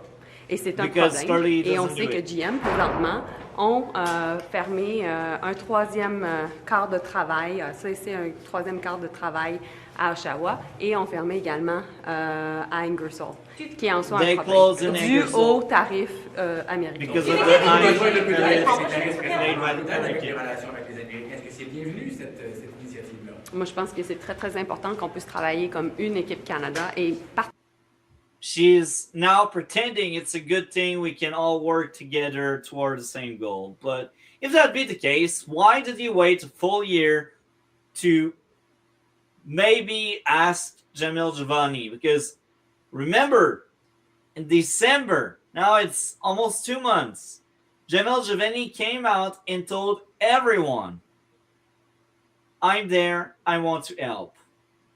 He didn't get a call, he did it himself. And the result is, well, the Liberals are going wild. particulièrement lorsque vient la question des pertes d'emplois dans le secteur automobile. Madame- Surtout pour un député qui représente des citoyens qui travaillent à la GM. Madame Joly, pourquoi est-ce que votre gouvernement ne signe pas l'entente qui a été conclue avec Taïwan, l'entente commerciale? Why does your government didn't sign a trade deal? And now, I cannot wait to hear about her lie or something. Mais ça, c'est une question pour la ministre des Affaires étrangères que je ne suis plus. Mais vous parlez... And now she's like, oh, that's a question for the foreign affairs minister. You're the industry minister. It's a train wreck. She's a train wreck. Who's voting for her? Really? I want to see them. Do they have brain damage? Do they think? De diversifier les partenaires commerciaux, là, vous avez un partenaire qui veut diversifier et qui s'inquiète que c'est à cause de la Chine qu'on ne signe pas. Mais je pense que votre question est très pertinente et ma collègue pourrait répondre. Do you think Mr. Jivani can actually... And now one of them is like, but what if by diversifying the way you do, your partner is like, I don't like China and you want to deal with China? Does that work? And she's like, oh, you will ask my coworker. Because he cannot ask anything to Joly because she doesn't know anything. She's in government, she doesn't know anything. She's a cabinet minister, she doesn't know anything. Accomplish things for Canada while he's there? He's, famously friends with Vice President Vance. So that's what I've just answered that question, which is basically he represents people working at GM in his writing. I haven't heard once, not only denouncing what GM was doing, but also promoting the interests of the workers at GM that are facing unjustified and unjustifiable tariffs by the American administration, and he should be talking much more about it. It's a problem. Do you trust tariffs? Thank you very much. Thank you. Got a break second to talk about the leadership. It's just sure. the decision that you're making to go for leadership, but at the same time holding on to this job as So that guy is the MP that wants to leave federal to join the provincial. Let's hear him out. Why are you doing that? Well, I'm going to, I think I was clear in the statement, but if not, I can be clearer. Sure. So I'm committed to serving my federal caucus and serving my colleagues and serving the country as long as I've got a seat here. And as soon as there's a by-election, though, I am all in and I'll be resigning this seat and I'll be focused on provincial politics. It's up to Doug, obviously, to call that by-election. But when Ford calls that by-election, I'm not doing both jobs. You'll resign as soon as the by-election is called, regardless of whether I win the by-election. Correct. Correct, yeah. Yeah, was I not clear enough? I am all in. There have been some questions, and that's why we're asking. Well, I think there's like bad faith sort of conservative talk online, but I hope I was clear. I mean, as soon as Doug Ford calls the by-election, I am all in. I'll be resigning a seat here. In the meantime, look, what's at stake here in Ottawa, every vote counts. Is why we're going to have quick by-elections with the resignation of Blair and Christia. So, I don't want to leave my federal colleagues in the lurch. So I'm not gonna jump today. But if Doug calls it tomorrow, yeah, I'll be resigning tomorrow. What do you make of the run, Mr. Appointing candidates? Go ahead. Why do you want to run for leadership again? So I sort of said this yesterday, and look, the leadership decision ultimately, we'll see what the rules are out. We don't have a leadership race yet, so I'm focused on the by-election, the opportunity to serve the East End community. But you look at this and you say, how can I make the biggest difference? and I'm incredibly frustrated on the things that matter in our everyday lives, whether it's cost of living, cost of housing, whether it's healthcare, whether it's world-class education that we deserve and our kids deserve. On all of the basics, the Ford government is failing. And yeah, they can, folksy charm, put on the Team Canada hat. It ultimately is not good enough. It's, I see incompetence, I see self-dealing, I see a tired government, and we deserve better. And honestly, if you think you deserve better, then you should participate and you should step up. What do you make of the government? It's funny he says tired government. He was mentioning the provincial one with Doug Ford because the guy is really bad, and that's true, it's a tired government. But I can see a mirror of the federal Liberal as well being tired, but he won't say it out loud, but I'm sure he thinks about that. Or the Prime Minister nominating candidates, appointing candidates instead of having a real nomination contest? Look, I think I come from a perspective, I've not been shy about this, that I value competitive nominations. I have a bias because I, earned a role through a competitive 13-month nomination back in 2013. I was 29 when I first put up my hand. No one was patting me on the shoulder and saying, "You're our guy, kid." I had to fight and earn community support, so there's real value in that. In this particular moment, I think overwhelmingly the Prime Minister and the leadership's been clear. We need to make sure we've got the highest quality folks in the House right away. Nominations can be tough in that regard. To really encourage lots of good people on the ground, you need a longer timeline. We don't have that longer timeline, and we're lucky. I mean, when you look at Danielle Martin, I had her at a town hall years ago. She is wicked smart. She's find me a better expert on healthcare. You look at Dolly Begum, find me a better representative for the Bengali and East End progressive community. She's been great, so we're lucky. She was an NDP candidate, and she said she has a lesson for the federal judge, all that. So look, a couple points to unpack from the question that you just asked. I think more broadly first, ensuring that we have an independent judiciary is a hallmark of democracy and a key part of the rule of law. At risk of stating the you need a longer timeline. So I guess this concludes that segment. So let's move on to question period December, or I should say February 3rd, 4th, and 5th. Mr. Speaker, Canadians deserve hope. The hope of a full fridge, as well as a full bank account. The Prime Minister told us that he would be judged on the basis of the cost of groceries. Since then, costs have increased higher here than in any other country of the G7. My theory is that the taxes on farm equipment, fertilizers, and the entire supply chain that are responsible for this. That's my theory. That's why we have the highest food inflation in the G7. What is his theory? The Right Honourable Prime Minister. There isn't a fucking G7. Mr. Speaker, the Leader of the Opposition's theory is false. It is false. The industrial carbon tax does not have an effect on groceries, according to the Canadian Climate Institute. Their assessment is that it stands at 0. There is no tax on packaging in there. It's the impact of the Canadian currency and American tariffs.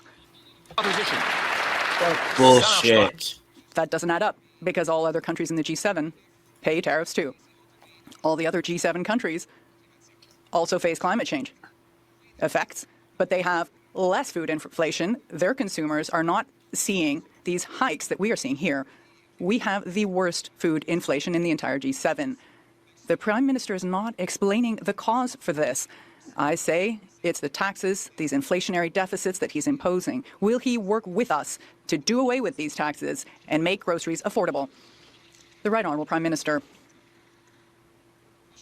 Mr. Speaker, according to TD Bank, one of the major effects on the cost of groceries here is the lowering of the Canadian currency during a period of obstruction of the Conservative Party before the election of the current new Government of Canada. Now the Canadian currency, the dollar, is rising, and we will see the results of this for Canadians everywhere.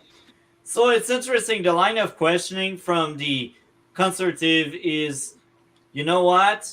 Explain to us, what do you think is causing that inflation? And what's the answer? Carbon, weak dollar. And they don't really admit, the Liberals, they don't admit that's their bad policies. And Conservative are like, I think it's your bad policies. And maybe some of the swing voters, they see that and they're like, you know what? Maybe I cast my ballot wrong last time, and maybe I should vote for the conservative because they seem based, you know. So the idea is maybe the liberals are mismanaging, and the idea of the liberals is it's no mismanagement, it's the opposition that opposes and that stop us from being rich. Sure, buddy, sure. Keep blaming everyone but yourself. See, I have this great look. A couple of years back, it was the G8, let's say, period. The G7. Russia got removed. You got G7, the G7, Canada's too in debt.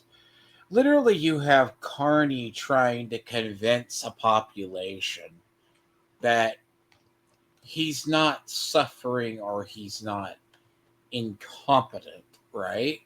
Yeah. The problem is they can't keep blaming tariffs. But, I mean, educated voters see it. The problem itself is the low information voters still. The worst part about what's happening in Canada is if you just look, it's as I said, he went to Davos. Even the globalists at Davos, who are becoming subtle closeted nationalists, were laughing at him.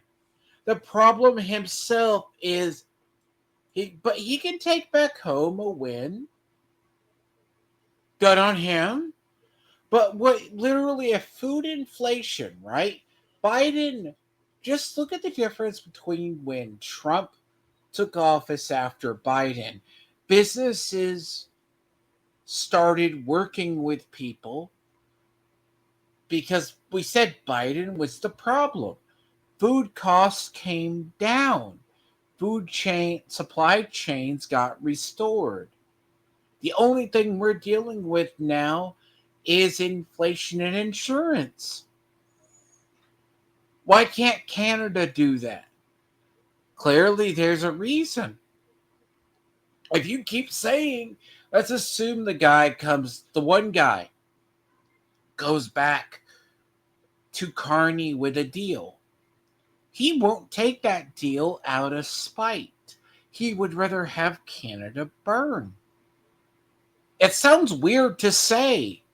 There are absolute liberal types that they have no choice but to embrace further liberalism, which puts them closer to Marxism or socialistic governments.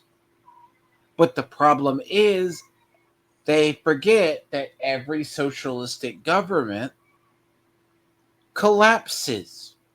Look at Venezuela.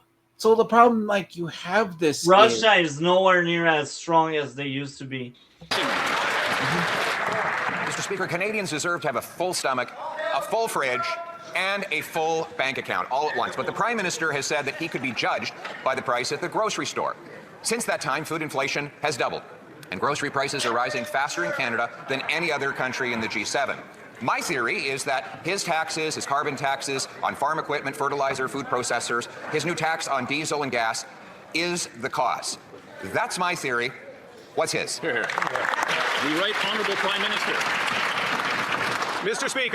Speaker, the impact of the industrial carbon tax on food prices is, as estimated by the Canadian Climate Institute, approximately zero.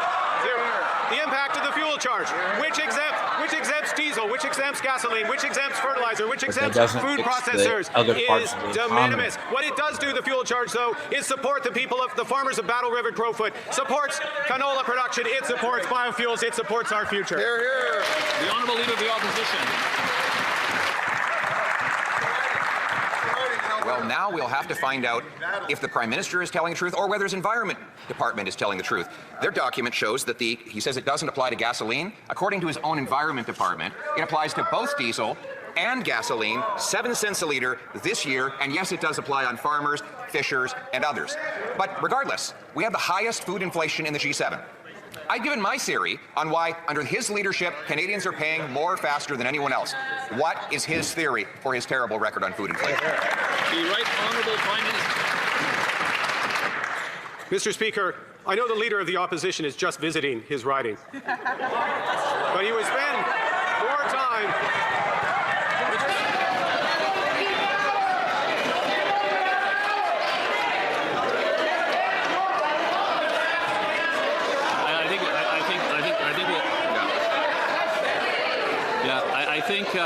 I think we'll have to start that from the top. Right Honourable Prime Minister. 3 passports. Mr. Speaker, I recognize that the Leader of the Opposition is just visiting his riding and will be running in another riding in the next election. Who's riding next? He should spend some time, I would suggest, Mr. Speaker, with the farmers in his riding, who benefit from our trade deal with China, $7 billion of new exports, who benefit from the biofuel charge that supports canola production, supports farm income, supports our future. Honourable Leader of the Opposition. Mr. Speaker, I realize the Prime Minister is just visiting Canada.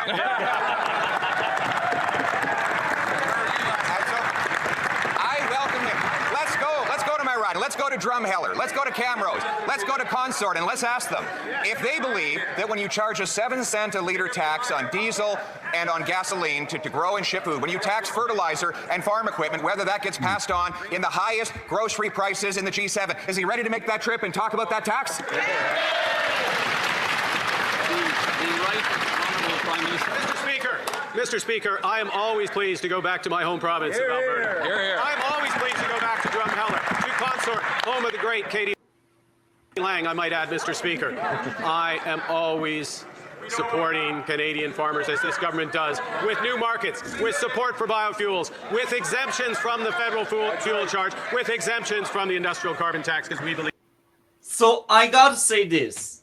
I missed it, but I know exactly what was that moment about. So there's that moment where Carney tries to get a gotcha on Pierre Poilievre, and he's like, oh, you will be temporarily in Battle River Crowfoot simply because that riding is someone else riding, and he took it because he lost his riding in the election, and they triggered the by-election. And what happened is someone else from the Conservative that actually has the seat Pierre Poilievre now holds gave away his seat for Pierre Poilievre to get that seat and basically take his place. And now, because of that, Carney thought it was a good idea to say, oh, look at you being temporarily in the Alberta riding. Now Pierre Poilievre is like, you know what? At least I'm in Canada, and you, in the meantime, you always fly around. At least you're here right now, Carney. Because Carney spends so much time overseas and not that much time here in Canada, and that's what happened. So the gotcha Marxist Carney tried to get on Pierre Poilievre backfired so hard because that left Marxist Carney open for a perfect headshot, the silver bullet.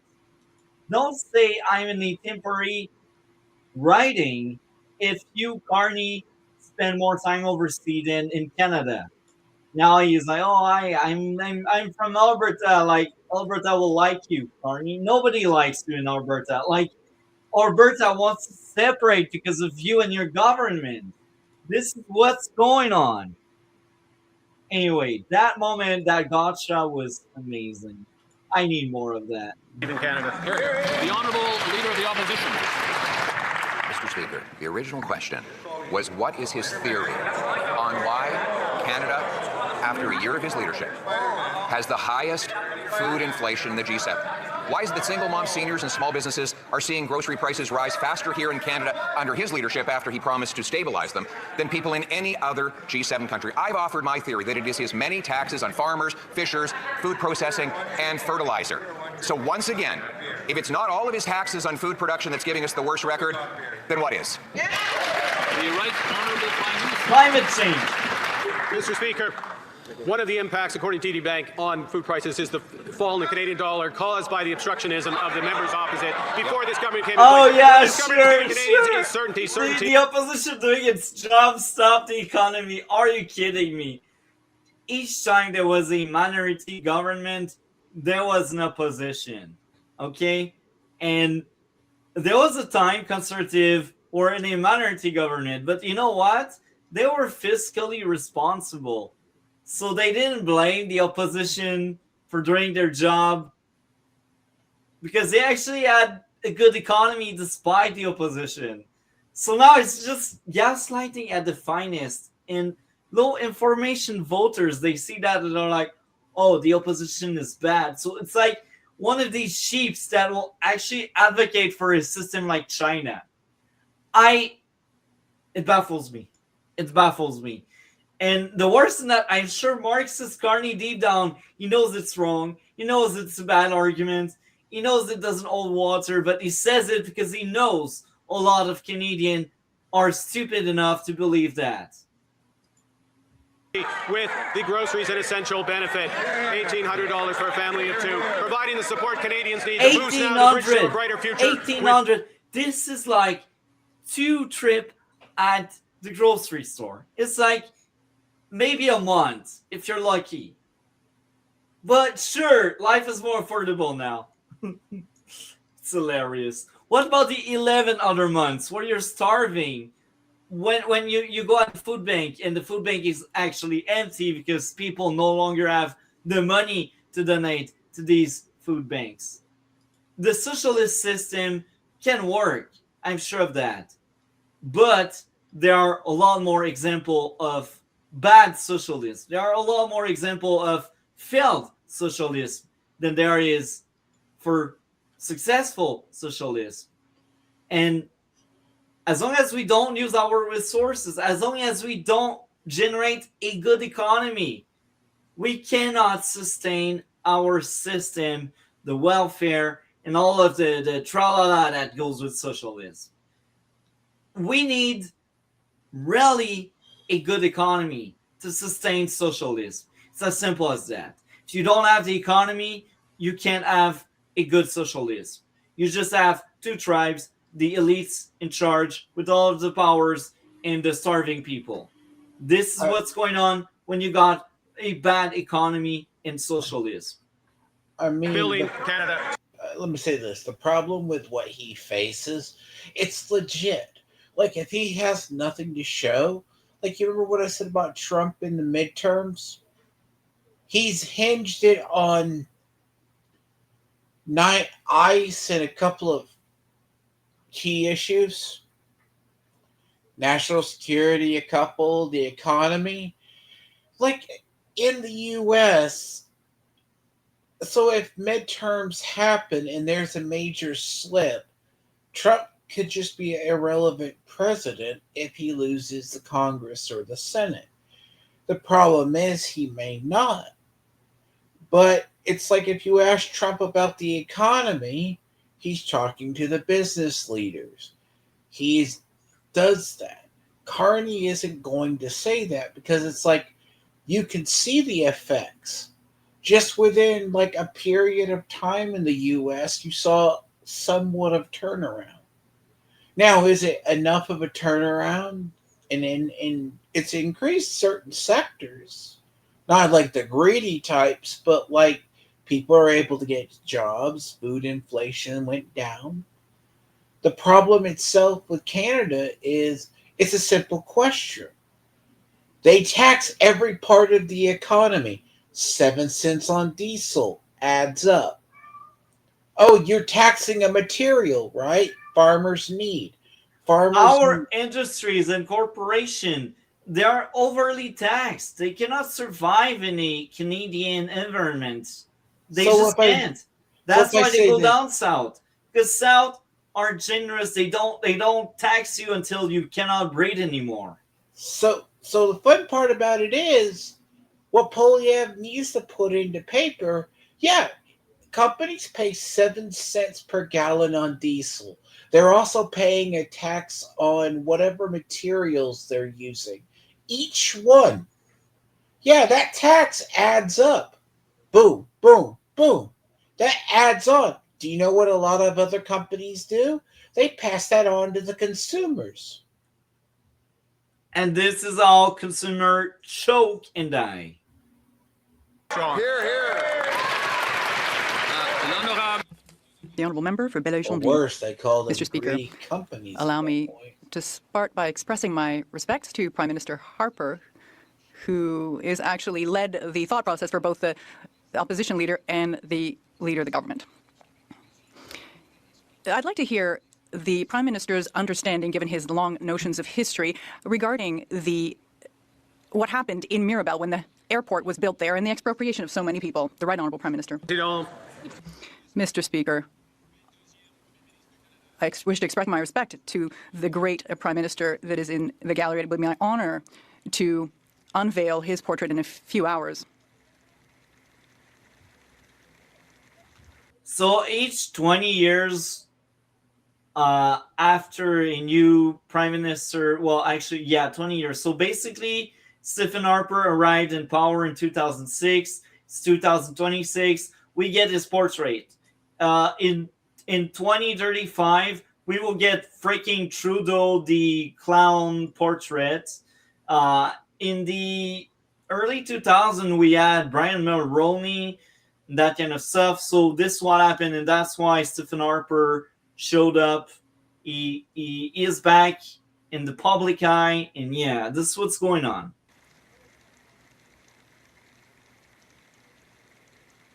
And did Carney answer the question? No, he didn't. Mr. Speaker, this high-speed rail line is a major national project. It will be a national project that will be established in close cooperation with the citizens in Quebec, in Ontario. Rails The member for Belleuil-Chambly. Crapped at EV cars. Okay, so the angle of attack of the bloc right now is Marxist Carney doesn't know Quebec history.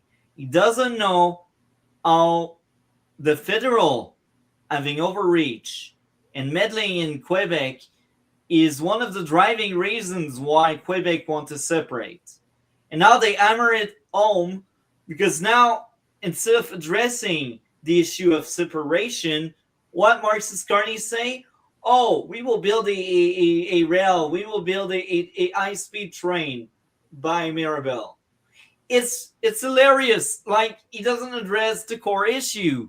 He only says, look at the shiny thing I'm throwing at you. Vote for me. It's ridiculous. I understand, Mr. Speaker, that that's the extent of what the Prime Minister knows about the trauma that was caused by the expropriation in Mirabel. And now he wants to do that all over again today. Does he believe that expropriating people without consent, by email, expropriation with no impact assessments, with no true consultation, are going to in some way reduce the trauma experienced by the people in Mirabel and the Laurentide region? The Right Honourable Prime Minister. Mr. Speaker, we are cooperating closely with the constituents in Mirabel, in Quebec and in Ontario to have a small corridor, not a huge airport, for one project that will create over 50,000 jobs, good jobs, here in Canada. The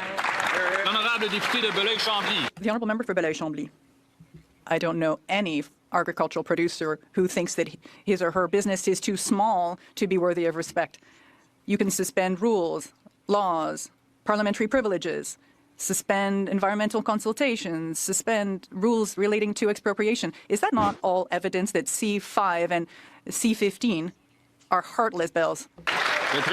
The Right Honourable Prime Minister. Mr. Speaker, the process will be respectful and transparent. It will be inclusive. But the question he is asking actually, is the member for Chambly in favour or against the high-speed rail? In favour of the future of Quebec, for or against the future of Canada? The Honourable Leader of the Opposition. Mr. Speaker, the food crisis is the worst problem in Canada for families. There are single mothers who are not even sure they'll be able to pay their bills. I asked the Prime Minister for his theory because if he's unable to diagnose the cause of inflation, of the soaring prices, he cannot find a solution. The Bank of Canada is saying that 2/3 of the increases are due to domestic issues. I'm going to give him another opportunity as a great economist to explain what is the cause for the worst food inflation in Canada. Is it like the climate change right now? Le leader du gouvernement à la Chambre. Oh, so Carney left. Thank you, Mr. Speaker. Because he doesn't want to The leader answer of the opposition the opposition. Amazing. knows full well All that we have democratic. taken measures that will support families, and that is why he agreed with our request to expedite the process for the passage of Bill C-19, which will deliver, Mr. Speaker, no less than $1,800 to Canadians, to Canadian families, precisely to address issues with respect to affordability and groceries. It's another illusion. It will be $10 a week at most for a family. Most Canadians will get nothing at all. $10 a week for $300 of grocery weekly for a family, Mr. Speaker. The question was, why is it that Canada has the worst inflation in food prices in the G7? The Prime Minister claimed it was our low dollar under his leadership. His leadership, he claimed that he was going to be so good with money and so good with protecting the loonie. Why is it that he has stood in the House of Commons and admitted that his leadership has tanked our dollar and raised the grocery prices? The Honourable Government House Leader. Mr. Speaker, I don't know, but the math I have is 1,800 divided by 52 is a lot more than $10 a week, Mr. Speaker. But that's why the Leader of the Opposition knows very well that this is substantial assistance for Canadians who are experiencing affordability issues. That's why he bent over when we asked him to accelerate and pass C-19 and make sure that we can get that aid to Canadians right away. It's funny how the way you say it, oh, he bent over to accelerate C9. It goes directly in opposition of what they were saying. Oh, the Conservative are against us. Conservative block us. Conservative are the reason we don't make money. But now he's like, oh, the Conservative are bending over now. It's hilarious. It doesn't make sense. And they are proud. They are laughing hard. It's hilarious. I think I got cancer. This is what's going on. I'm losing my sanity right now. I can't believe it. And gullible people will believe that. The Honourable Leader of the Opposition. Mr. Speaker, if the Prime Minister is going to dodge questions, you better find someone better than that.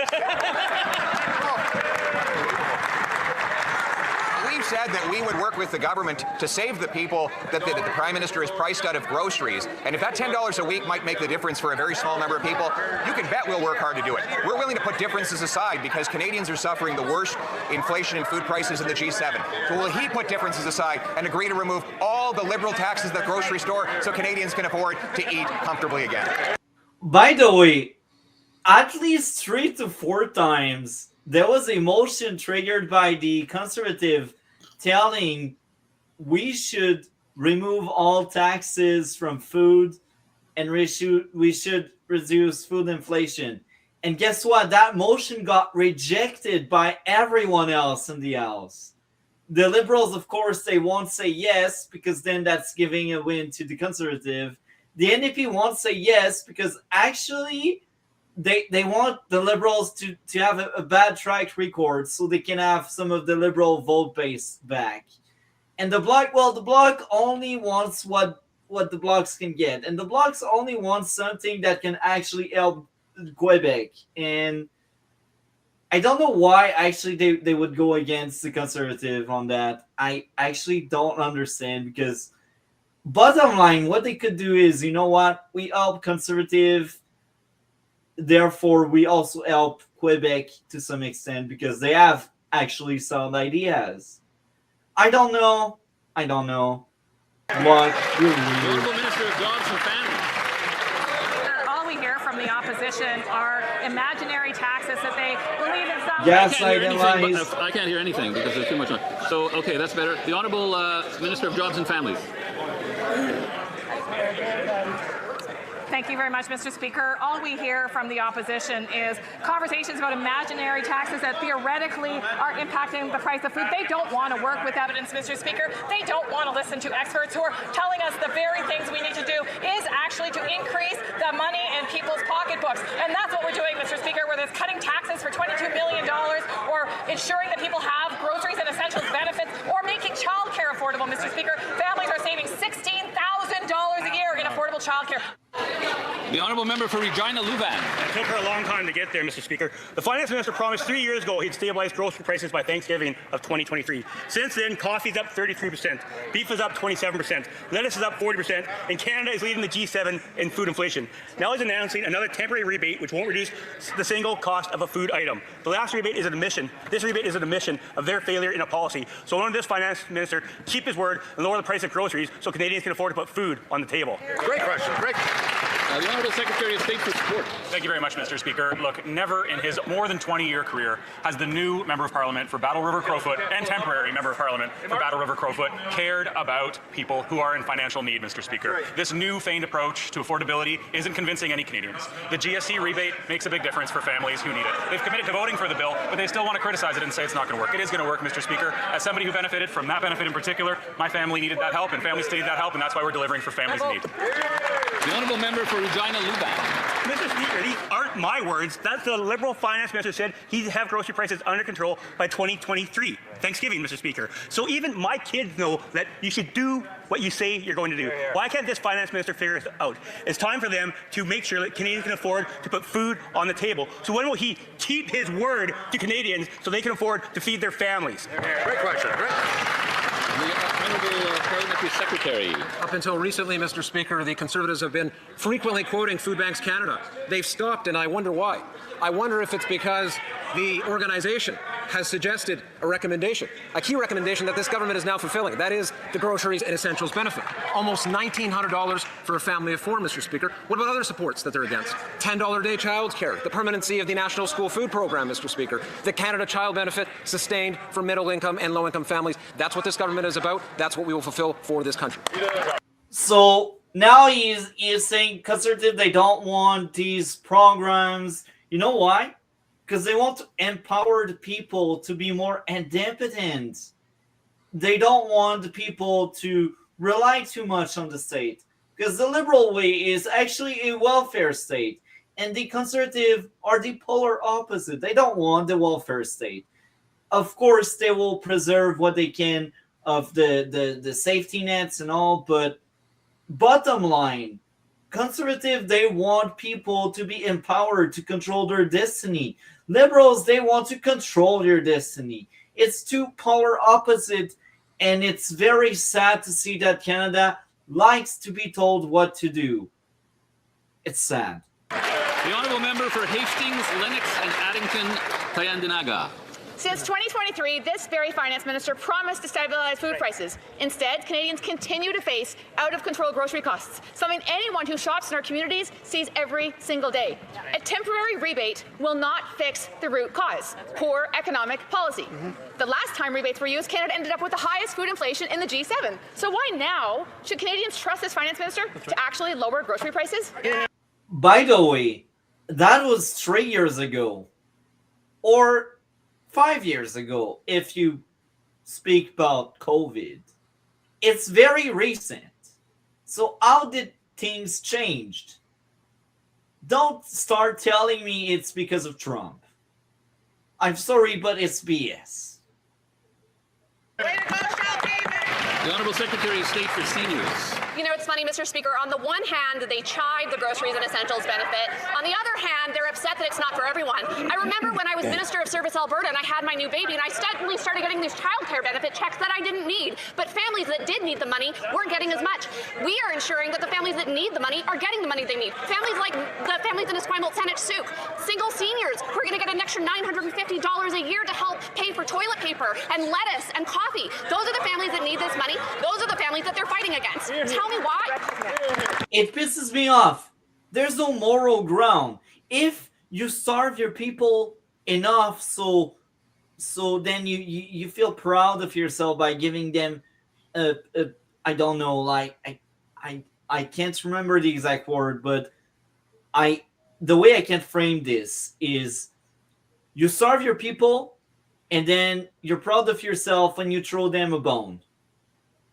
It's ridiculous. It's insulting. But hey, low information voters are everywhere, and they will vote for that administration again. The honourable member for Hastings, Lennox and Addington, Tyandinaga. Bill C-19 is not going to lower food prices, but we won't block a small rebate for those who actually qualify. Over the past 3 years, Mr. Speaker, the prices of beef and lettuce and baby formula, everything has surged. Even basic student staples like Kraft dinner and canned beans are more expensive. Canadians need leadership that delivers. That means eliminating the industrial carbon tax, removing the fuel standards tax, and strengthening competition in the grocery store. So, Mr. Speaker, when will this government start governing responsibly and lift these burdens so Canadians can afford groceries on their paychecks? Yeah. The Honourable Minister for Women and Gender Equality.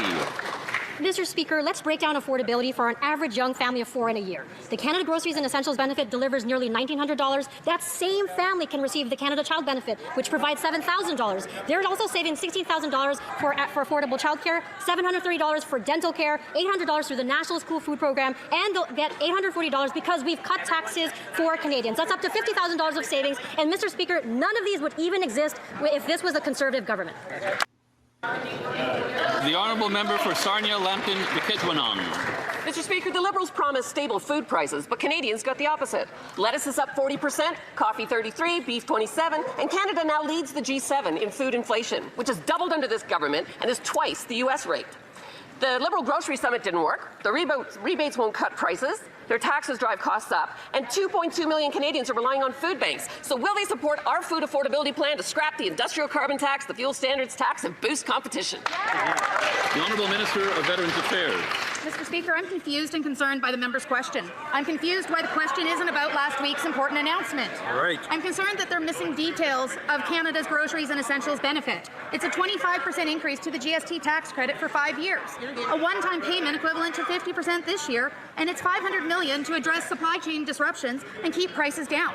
This is important news, and we need to focus on what we're doing for Canadians. Hear, hear. Honourable member for Terranova, the Peninsulas. Mr. Speaker, this finance minister promised to stabilize food prices 3 years ago. What they actually done was create the worst food inflation in the G7. Food inflation is now double what it was when this Prime Minister got in office. And this is not a global phenomenon. Canadian inflation is double the United States. Now, instead of fixing the actual problem, they added a temporary Band-Aid. And if a couple making minimum wage won't even be eligible for it, will this Liberal government please stand with our food affordability plan to make groceries affordable for all of us? The Honourable Minister of Fisheries and Oceans. The opposition member from Newfoundland and Labrador that the people in his riding reach out to me on a regular basis. They reach out to say, enough of the fear, enough of the obstruction, let's work together. And like someone would say that. It's hilarious to gaslight. Payments to family of 4 in affordability measures. This matters. Please. Every Conservative MP tear apart the Liberals right now. Every Liberal is just lying and gaslighting. Work with us to do what the people of this country and our province want done. The honourable member for Vernon, Lake Country, Monashee. Mr. Speaker, the Liberals are telling us that soaring grocery bills are caused by external factors, as if the cost of living is going up everywhere. But it's not, Mr. Speaker. We have higher food costs than almost anywhere else in the G7. Meanwhile, this government piles on carbon taxes and red tape that make it more expensive to grow, transport, and sell food. Let's be honest, these handouts are an admission of failure, a small Band-Aid for large self-inflicted wounds. When will the government stop blaming others and start scrapping the policies that are driving food inflation at the checkout? The Honourable Parliamentary Secretary to the Minister of Immigration and Citizenship. The colleague can look to Dalhousie University's Food Price Index of 2026. He can look to the recent TD report. We know that climate change is a key factor when it comes to the increase of the price of food. This is admittedly a challenge for this country. This is why the Canada Groceries and Essentials benefit. More lies. Like climate change is changing the price of food. It's hilarious. Is so important. But let's move beyond the script for a moment, Mr. Speaker. The Conservatives have shown the spirit of collaboration to pass that benefit when they go one step further and support Budget 2025. We have an opportunity now to collaborate at this moment. This is what Canadians expect. That's what Canadians deserve. You're not allowed to deal. Mr. Speaker, the Liberals issued millions of temporary resident permits in the last 5 years. The results? Rents have skyrocketed, emergency rooms are overflowing, and Canada's youth jobs crisis is the worst that it's ever been. 1.5 million temporary residents had their permits expire last year, and that's more than the entire population of Calgary. So a simple question, can the Minister of Immigration tell the House how many of these folks have actually left the country as the law requires them to do? By the way, now you will see the person I consider the worst MP there is. She is a terrible minister, yet she still has her job almost a year later. This proves everyone. Carney doesn't give a crap. He has the worst cabinet members. He will keep them around because they don't piss him off. It's hilarious. The Honourable Minister of Immigration, Refugees and Citizenship. Thank you very much, Mr. Speaker. Canadians gave this government a clear mandate to bring sustainability to our immigration system. Right. We've been clear we are reducing the temporary resident population. Our student numbers are down, our worker number are down, the temporary resident population fell by 176,000, and our asylum numbers are back down by a third. We will stick to our targets. We will enforce our rules so that immigration system works for Canadians, for newcomers, and for our businesses. Thank you. The question was, how do you deport him? Will you deport him? Do you have a plan to deport the people that shouldn't be here? What does she say? Oh, we reduce immigration. You didn't ask, rewind. You didn't answer the question. The question was, is there a plan for the people that shouldn't be here but are there? And the response is, oh, we will reduce the input. We will reduce the number of people that come in. It's insulting, once again. Member for Calgary Nose Hill. I had a sneaking suspicion she wouldn't answer that one because she actually boasted in the Canadian press that they brought in millions of temporary residents with no way to track if they would leave. Worse, the minister has signed off on bringing hundreds of thousands of more temporary residents this year without knowing if they will leave. At the end of this year, 3 million temporary residents will have had their visas expire. That's roughly the population of Toronto. If the minister has no idea if millions of temporary residents have left, why is she still issuing new permits? The Honourable Minister. Mr. Speaker, again, for the members' benefit, Canadians gave this government a clear mandate to bring immigration to sustainable numbers. That is exactly what we're doing. In the Globe and Mail, January 15, great article in their TD stats show as well that the rent is decreasing, housing starts are up. There's been economic recovery. We're bringing more population to our rural communities through our rural immigration pilot as well as the Francophone immigration. We are here to strengthen our communities, bring labour gaps and fill those when needed. Thank you. The Honourable Member for Calgary Nose Hill. Mr. Speaker, I'd like you to kind of visualize the math lady gif for a moment, because last year, the Liberals only removed 22,000 people who had no legal reason to be in Canada. So millions minus 22,000 is still what? Millions! I'll ask again. If the minister has no idea if millions of temporary residents have left and has no plan to remove them, why is she still issuing new permits? Because free votes. I didn't know there was going to be a test today. The Honourable Minister. That speaker is amazing. As I said, Now our she's mandate speaking in is clear. French because liberal. Canadians gave us a clear Right. mandate. Look how diverse we are. To re-establish a firm immigration system. Recent data has shown that the population has gone down. Temporary residents numbers have gone down by 116,000. During the fall period, we're continuing to strengthen our economy to work for all Canadians and all businesses. Thank you, Mr. Speaker. Wealth. Speaker, every year, International Development Week is a time to recognize Canada's contribution to sustainable. Build that portfolio of housing, Mr. Speaker. We will be bringing the cost down. Thank you. The Honourable Member for Rougemont-la-Petite-Patrie. Mr. Speaker, the need for nutrition, education, healthcare and equal rights, especially for women, has never been so acute anywhere in the world. It's funny, equal rights, especially for women. I feel like there's a cognitive dissonance there. But we are dealing with the far left, so that's fine. It's normal. And Donald Trump has decided to abolish his international aid agency. This senseless decision will cause millions of people to suffer. And what are the Liberals doing? They're doing the same thing. They're cutting funding. This is a cruel decision that will have a real impact and will increase instability and insecurity. Will the Liberals reverse this decision and invest and be accountable?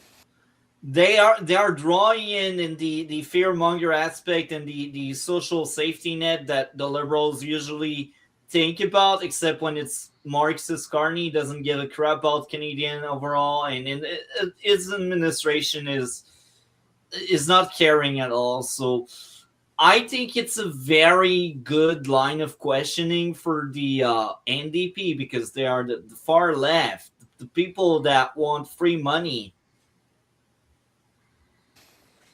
Secretary of State for International Development.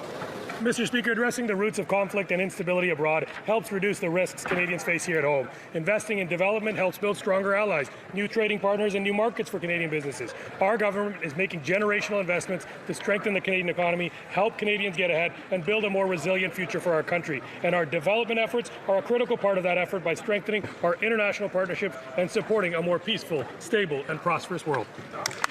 The Honourable Member for Vancouver East. Maintaining existing affordable and co-op housing stock is essential to address the housing crisis. China Creek Co-op in my riding were shocked to learn that there's no funding in the coming year in CMHC's budget to cover the housing charge subsidies. That means low-income families, seniors, single parents, and people trying to get by will be made homeless. They are not alone. Approximately 300,000 more homes across the country will be impacted. Will the Prime Minister tell these families they don't need to fear losing their home, and confirm today that ongoing funding will be in place for their housing charge subsidy? The Honourable Minister for Housing and Infrastructure. Thank you, Mr. Speaker, and I'd like to thank the member for her question and her concern about the challenges for co-op housing. Co-op housing is really at the key priority within Build Canada Homes, and we will ensure that a significant portion of the Build Canada Homes funding will be targeted for stabilizing and investing in new co-op housing. As someone who has co-op housing in my riding, the most in BC, I obviously want to make sure my constituents and those in her constituency and co-ops across the country feel the strong support of this government. We're focused on delivering for co-ops. It's kind of funny. So that's a failed minister that failed in many other portfolio prior, and now he is failing in housing as well. He didn't do anything, but hey, Canada built 9 houses in 2025. Je voudrais signaler aux députés. So I guess now we are moving into the next question period. I assume that's December 4th, I think. Mr. Speaker, 3 years ago, the current Minister of Finance promised firmly and with great enthusiasm to stabilize food prices. But it's been a great spectacle, but it didn't really give much results. Since then, prices are up, and the current PM said he'd be judged by prices at the grocery store, but it's a failure. Canada now leads the G7 in food inflation. No prices are going down. His plan isn't working. Why should Canadians believe this Prime Minister when the last Liberal plan led to the worst food inflation in the G7? The Honourable Government House Leader. Mr. Speaker, today, even, this House will probably make the decision to send a bill to the Senate that will provide assistance up to $1,800 to families in Canada to help them with the issue of affordability, and notably in terms of groceries and essentials. We would invite the official opposition to support us in this. We are very happy that they said they would do so, and today's a historical day for affordability in Canada. Big day. Today is the day where, if all goes well, we will be passing historic assistance for Canadian families grappling with affordability issues with respect to food and essential goods. And after much cajoling, the opposition finally decided to stop the games, stop the obstruction, and to allow this bill to move on to the Senate so we can get that aid to Canadian families now. Thank you, Mr. Speaker. The Honourable Member for Chilliwack Hope. Most Canadians will get no benefit from this recycled plan. A small number will get about $10 a week, but that won't make a dent in the over $340 a week a family of 4 has to spend to buy groceries. The Finance Minister promised he would bring down grocery prices 3 years ago. He failed then. He's failing again. Their plan isn't working, so why don't they vote for our food affordability plan to cut the industrial carbon tax, axe the fuel standards tax, and finally lower grocery prices for all Canadians? The Honourable Minister of Jobs and Families. Mr. Speaker, last fall, all these Conservatives did was quote Food Bank Canada. Over and over and over, they talked about Food Bank Canada. They failed to notice that Food Bank Canada recommended exactly what we are doing right now, which is put more money in the pockets of those that need it the most. And yet they say, well, they want to cooperate. Can they stop obstructing legislation that is helping Canadians get ahead? They need to be partners in this work, Mr. Speaker. Pick a lane. pick a lane because Mackinson, or I can't remember, the House leader, the big fat guy from Gatineau, he was saying, oh, for once the Conservatives are on our side, and then that lady right after is saying the exact opposite. Pick a lane, folks. Aren't you all the Liberal Party? Aren't you should be like on the same page? No. Conflicting ideas. It's hilarious. Canadians certainly are stepping up for each other. Why can't they step up for their constituents? The honourable member for Newtecumsake-Willenbury.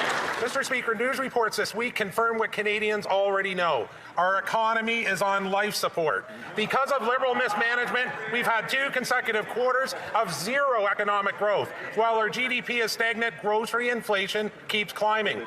This year will cost $17,600 to feed a family of 4, nearly $1,000 more than it did in 2025. Why is it under these Liberals the only thing rising is the price of food? The Honourable Minister of Industry. Mr. Speaker, since September, we've created 189,000 jobs. Great news for Canada. That is more jobs created in Canada than in the U.S. We have the second fastest growing economy. And let me give you examples. Alstom, 240 new jobs at Thunder Bay. 150 new jobs at St. Bruno de Montarville. 100 new jobs in La We are talking about affordability, and she goes on a rant about jobs. Buy a note, St. Thomas, Ontario, Conservative. It's so out of touch. It's fitting for the Liberals. Member for Newtecumsake-Willenbury. Mr. Speaker, this government could talk a glass eye to sleep, but it's the Liberals who need to wake up. Do they need to see how many more Canadians are on the street shaking a coffee cup for change? This government refuses to take the tax off food. They refuse to boost competition, and they refuse to deliver a real plan for food affordability. Their rebate won't reduce the price of a single item at their grocery store. Will they support our food affordability plan and deliver some real relief for Canadians? The Honourable Minister of Jobs and Family.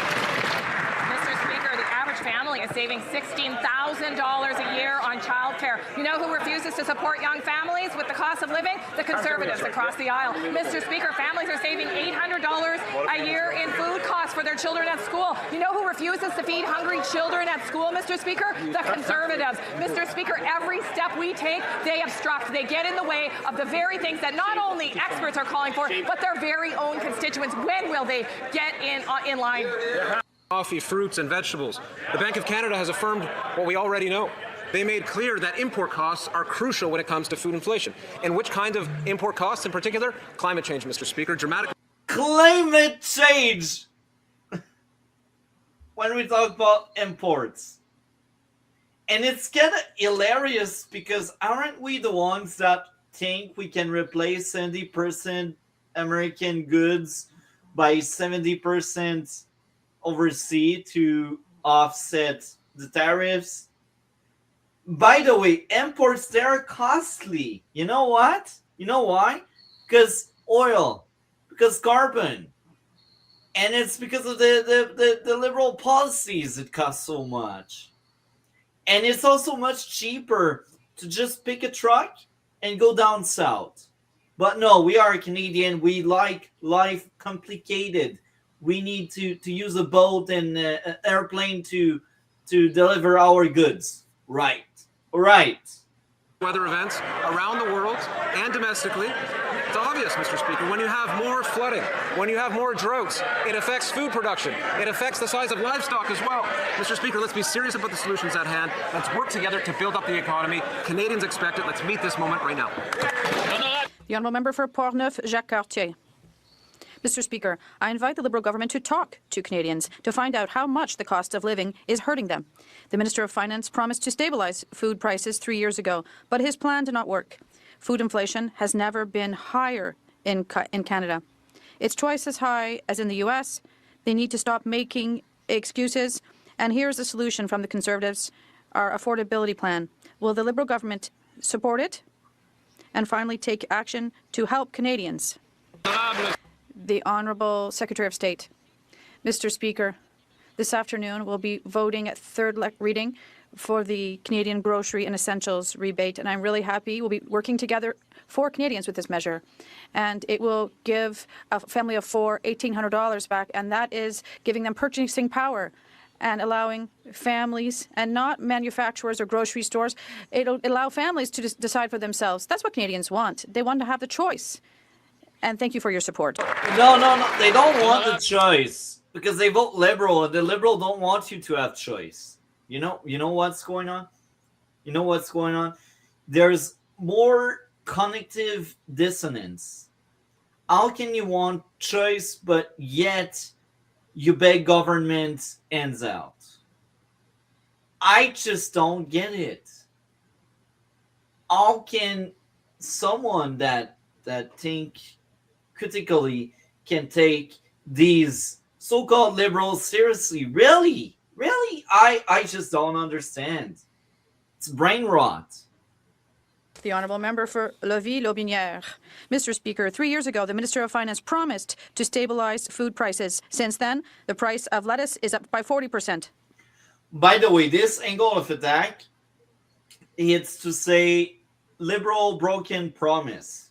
This is what's going on. Price of coffee is up 34% and price of beef is up 27%. Mr. Speaker, instead of lowering costs, the Liberals have been putting another Band-Aid on the problem with another temporary rebate. Will the Liberals finally reverse this trend by supporting our Conservative motion, which eliminates the industrial carbon tax, abolishes the fuel standards tax, and strengthens competition in grocery stores? They don't want that. The Honourable Secretary of State, Mr. Speaker, it's fundamental for the choice to be up to Canadians. And it's so important that we're not only working to approve this grocery rebate, but we're also rebuilding our economy to tackle this trade war that we never hear them talk about. So this is a whole system that we're tackling to give back purchasing power to Canadians, and we have to do this together. Thank you, Mr. Speaker. The hegemony of giants, according to the PM's speech at Davos. But yet he himself is blocking the agreement with Taiwan in order to court China. Mr. Speaker, why is the Prime Minister doing exactly the opposite of what he said at Davos? That line of questioning is amazing. So basically, Taiwan is a middle power. China is a big power. Carney's speech at Davos was all about let's team up with the middle power to be as strong as the big powers. Let's not rely on the big powers. Yet, we don't want to deal with Taiwan. We want to deal with China. It's an amazing angle from the Quebec part, because just before there was another question in the same vein where why would we deal with communists? They are bad. They kidnap people.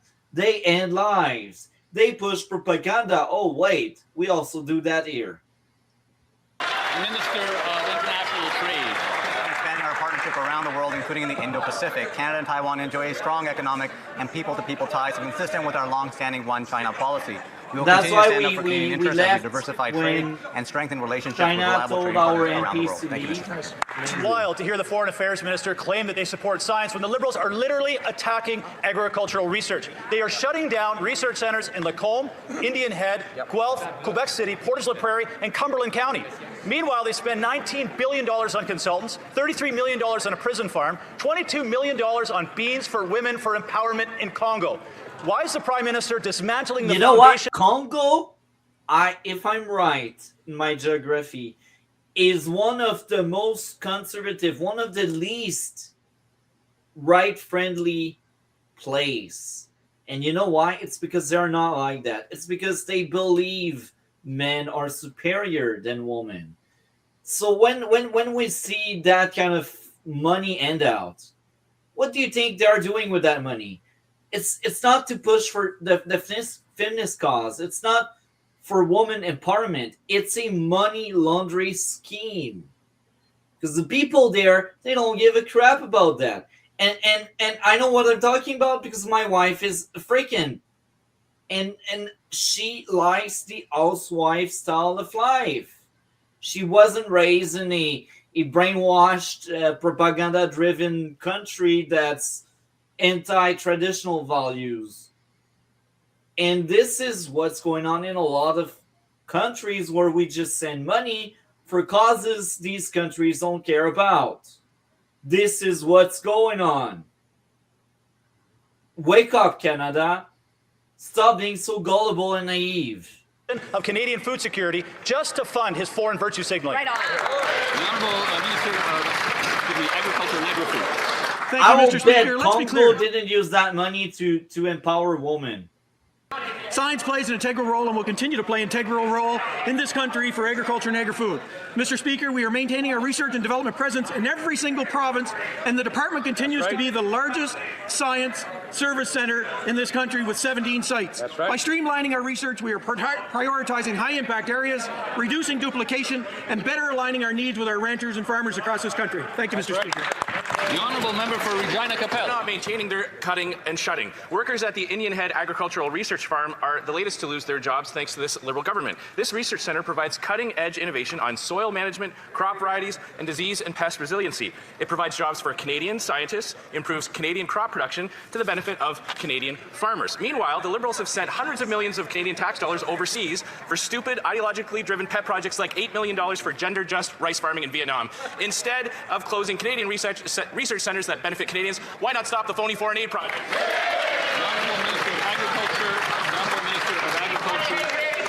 Mr. Speaker, Mr. Speaker, I'm not sure if that member's memory serves him correct, but I'll go back to 2011 and 2012. That may jog his memory a little bit. A focused agriculture research presence should move away from scattered, soiled research, siloed projects and toward a mission-driven, outcome-oriented system that treats food production as a cornerstone of national security, economic resilience, and climate adaptation. This is what we're hearing from our stakeholders. We're going to move agriculture forward, and we're going to make science and research a big part of it. Thank you, Mr. Speaker. Honourable Member for Ponoka Didsbury. Mr. Speaker, the Liberals have repeatedly told Canadians to trust the science, but now they're firing the very scientists who help feed Canadians. The government is shutting down 7 agriculture research centres across Canada, including the storied one in Lacombe. Meanwhile, the Liberals will waste $742 million on a gun grab that police say will do nothing. $742 million would keep the Lacombe Research Station open for 40 years. With 2.2 million Canadians lining up at the food bank every month, why is this government so hell-bent on wasting cash on programs that experts say will not work and killing the programs that the experts say will? You know what? This line of questioning is amazing. They attack how the Liberals are not fiscally responsible. Look at all of the waste. Congo, Vietnam. What about us no longer living in tents? Mr. Speaker, when talking to stakeholders across this country, we have a real opportunity to even advance our research, and we'll continue to do that. The department continues to be the largest agriculture research in Canada, but this opportunity for transformation in the research sector is most prominent in our agriculture and agri-food divisions, Mr. Speaker. We're going to continue to invest in agriculture and agri-research, partner with our academias, talk to our stakeholders, and move forward with the best science in the world as we have today. That's great.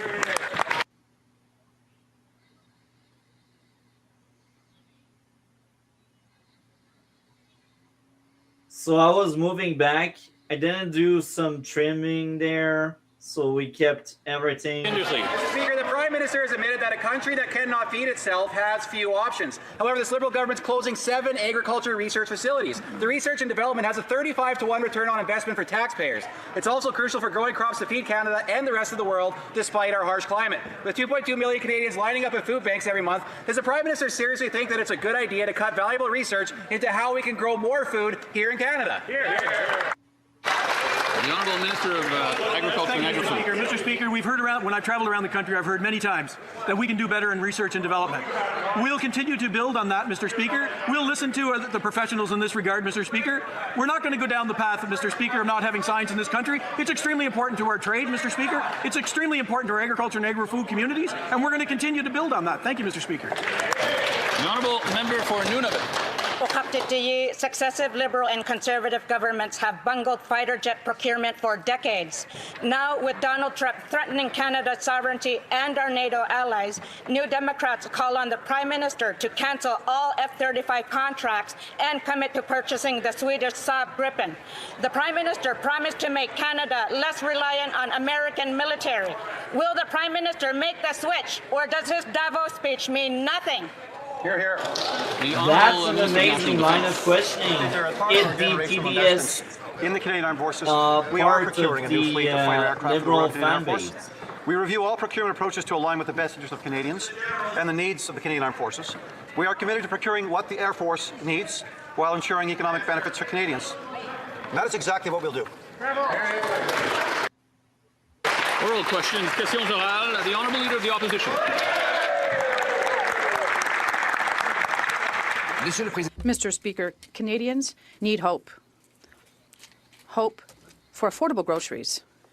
Since this Prime Minister took office, he has promised to be judged by grocery store prices. Costs are rising twice as fast amongst the other G7 countries. And I asked the Prime Minister why. It's because of our weak dollar, he said. But he needs to protect it. Can the Prime Minister explain why he gave us a weak dollar and expensive groceries? The Honourable Minister of Finance. Mr. Speaker, I would like to quote the Leader of the Opposition from 26. He invited his colleagues to turn this rhetoric into reality. We see obstruction right now. Canadians asked us to present a plan to grow the Canadian economy, Mr. Speaker, to protect Canada's sovereignty and to ensure that Canadian families, our seniors, the young people, have a promising future, Mr. Speaker. Can the Leader of the Opposition, will he support the government to pass our budget? Rather than quoting people, he, in 2023, said that he would stabilize grocery prices before Thanksgiving. Now, it's been more than 2 years, and grocery prices are rising twice as much. We have the worst food inflation amongst the other G7 countries, and this finance minister who caused these issues, he's still in power. Why does the Prime Minister continue with these taxes and inflationary deficits, and why is he depriving Canadians of affordable food? The Honourable Minister, Mr. Speaker, allow me to help the Leader of the Opposition. He wrote in 2026 that it's time to leave rhetoric aside and to look at the reality of the situation. I know that the Leader of the Opposition was very concerned about his own future at the time, but if he saw the measure we announced to ensure food stability, there'll be a benefit that will help families. There'll be $500 million to have more food, and more importantly, he has the opportunity to support the government to help Canadians. The Honourable Leader of the Opposition. Under this Liberal government and under that particular minister, auto production has fallen by half. The Prime Minister was elected promising that he would protect the auto industry and get a deal with the U.S. by July 21st. He broke both of those promises, and since there have been job losses at Cami Ingersoll, GM Oshawa, Stellantis Brampton, and Pacao au Quebec. Mr. Speaker, today he finally flip-flopped on his cherished EV mandate, but is bringing in a new subsidy for people to buy American-made automobiles. Why is he forcing Canadian workers to pay taxes to subsidize American vehicles? The Honourable Minister of Finance. I know it's Thursday, but I have good news for the Leader of the Opposition. I have very good news for him, and I have good news for Canadian. It's called the Canada Auto Strategy, Mr. Speaker. In fact, the Prime Minister of Canada today was standing up for Canadian workers, for Canadian industry, for the future of the industry in this country. They can yell as much as they want on this side of the House, Mr. Speaker, but the workers know what we have done for them. They know what we're doing today and what we're going to do in the future. Mr. Speaker, we'll build Canada stronger. The Leader of the Opposition. Mr. Speaker, that minister was in charge of industrial policies, the Minister of Industry, while automobile production fell in Canada by half. And now under this Prime Minister, we've lost 5,000 more auto jobs. Here's the deal that he's announced today. The American president will continue to tariff Canadian-made automobiles going into the U.S., while Canadian taxpayers will be forced to subsidize American vehicles coming back into Canada. Instead of subsidizing American vehicles and killing Canadian jobs, why not take our plan to take the GST off Canadian-made automobiles? That'd be too smart for them. The Honourable Minister of Finance. Mr. Speaker, I will tell him that under my watch, for the first time in Canadian history, we brought a European manufacturer to invest in our country, Mr. Speaker. It's called Volkswagen. It's called St. Thomas. It's called the car of the future, Mr. Speaker. Volkswagen has invested a record amount in Canada, Mr. Speaker. They can yell as much as they want, but the people in St. Thomas know who did it. They know what we're doing today, and they know we're going to support our worker, our industry, and the auto sector in this country, Mr. Speaker. Let them continue to criticize. The Honourable Leader of the Opposition. Mr. Speaker, he's literally yelling for us to stop yelling. This is an example of the Liberal illusion. The Prime Minister has put in charge of finance the industry minister who's responsible for auto production in Canada falling by half. Wow. And the present collapse of auto production and jobs in our country. Now, the Prime Minister broke his promise to negotiate a deal with the U.S. And now he wants to subsidize U.S.-made vehicles. Why not take taxes off Canadian-made vehicles so that we can bring home jobs to our country?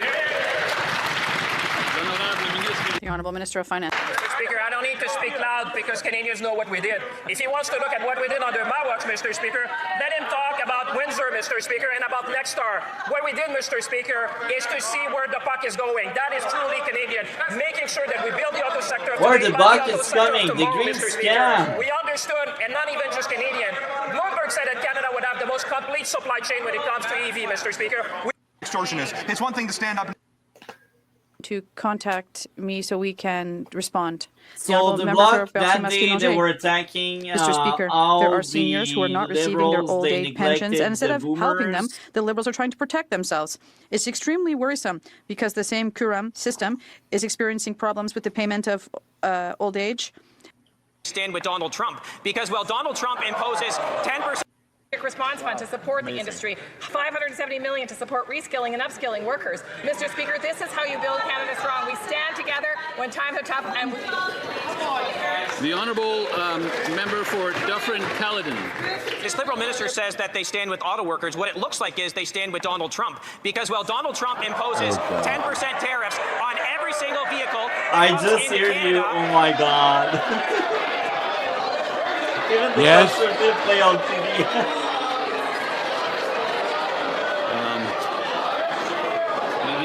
The member may start You over. heard that because it sounds dumb. I didn't see anything unparliamentary in that.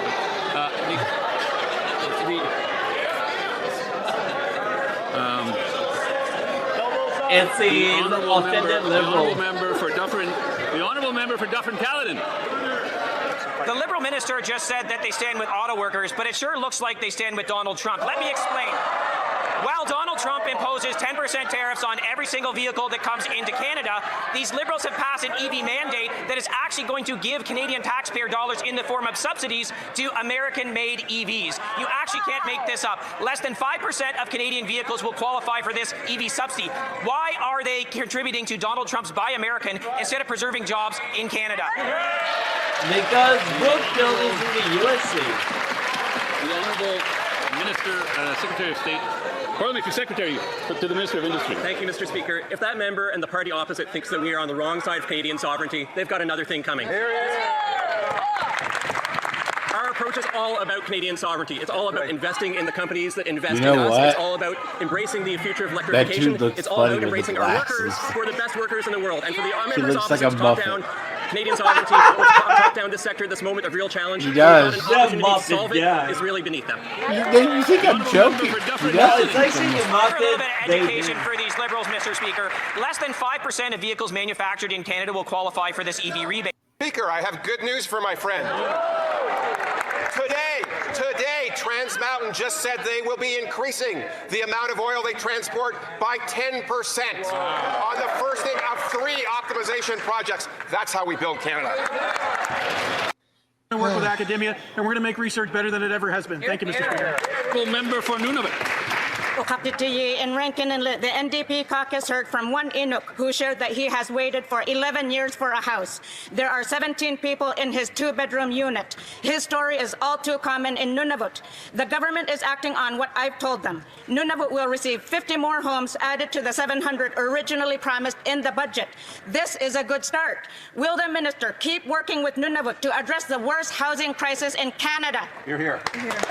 The Honourable Minister for Housing and Infrastructure. Thank you, Mr. Speaker, and I thank the member for her question. I'm very excited to share that the Government of Canada, the Government of Nunavut, and Nunavut Tungavik Incorporated reached an agreement to deliver up to 750 we in the territory there.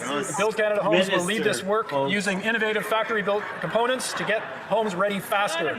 We're prioritizing Canadian materials. We're supporting When you're innovative liberal, businesses you can only and creating fill lots of up. job opportunities and training opportunities. This partnership will make a real difference on the ground. I thank her for her leadership and helping bring more homes to Nunavut that are much-needed affordable homes, and I encourage all. The Honourable Member for North Island Powell River.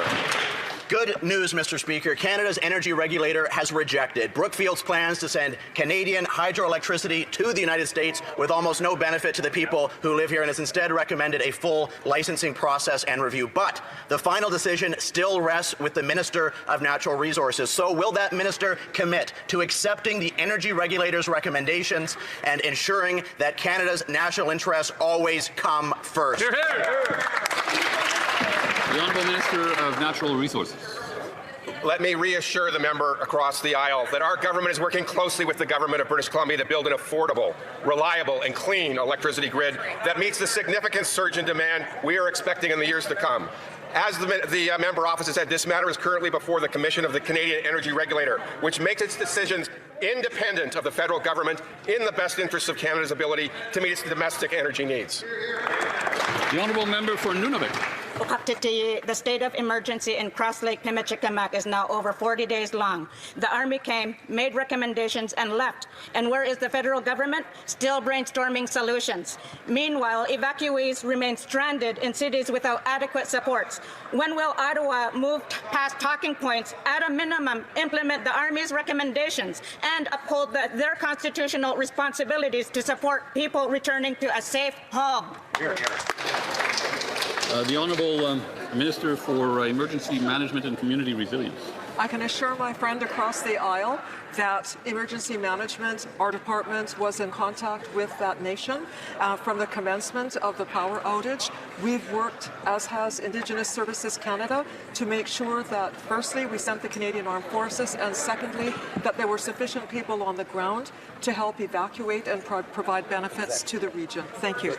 The Honourable Member for Saanich Gulf Islands. Thank you, Mr. Speaker. As International Development Week comes to a close, I know I and many of my colleagues in this place have met with dozens of frontline workers from development organizations who are reeling from the broken promise. During the election, the Liberals promised, the Prime Minister said, quote unquote, we will not cut foreign assistance, we will not cut development assistance, and the budget showed a cut of $2.7 billion.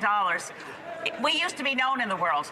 Lester B. Pearson, as former Prime Minister, set the global target for development assistance, and yet here we are falling through the cracks, not delivering.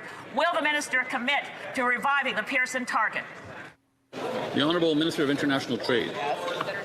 Speaker, we remain committed to our long-standing international assistance priorities. We will continue to fight poverty, to support gender equality, to strengthen health, food, and education systems, and build climate resilience. We will continue to deliver urgent humanitarian aid abroad. And, Mr. Speaker, the measure of our work is in the partnerships we build to deliver development outcomes at scale. Thank you, Mr. Speaker. So that was that question period. Impressive with the far left laughing at the left. So I guess we will move on to the next clip. Well, we've got some breaking news for you from Ottawa. A longtime Liberal loyalist will be stepping back from his MP duties for a new gig. The CBC's Rafi Boudjikanian is on the story for us, joins us live now from our parliamentary bureau. So, Rafi, I'll let you break it for us. What do we know?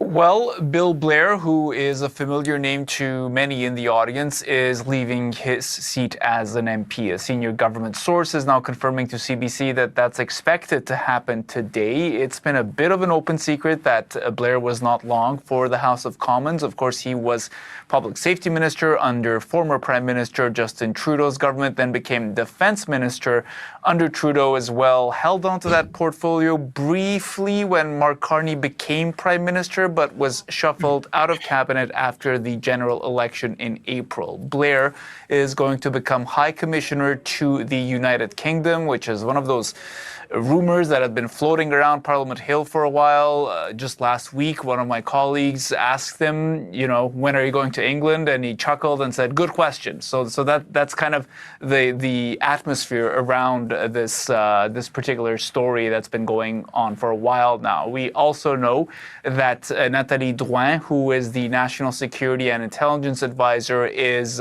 going to become the next ambassador to France.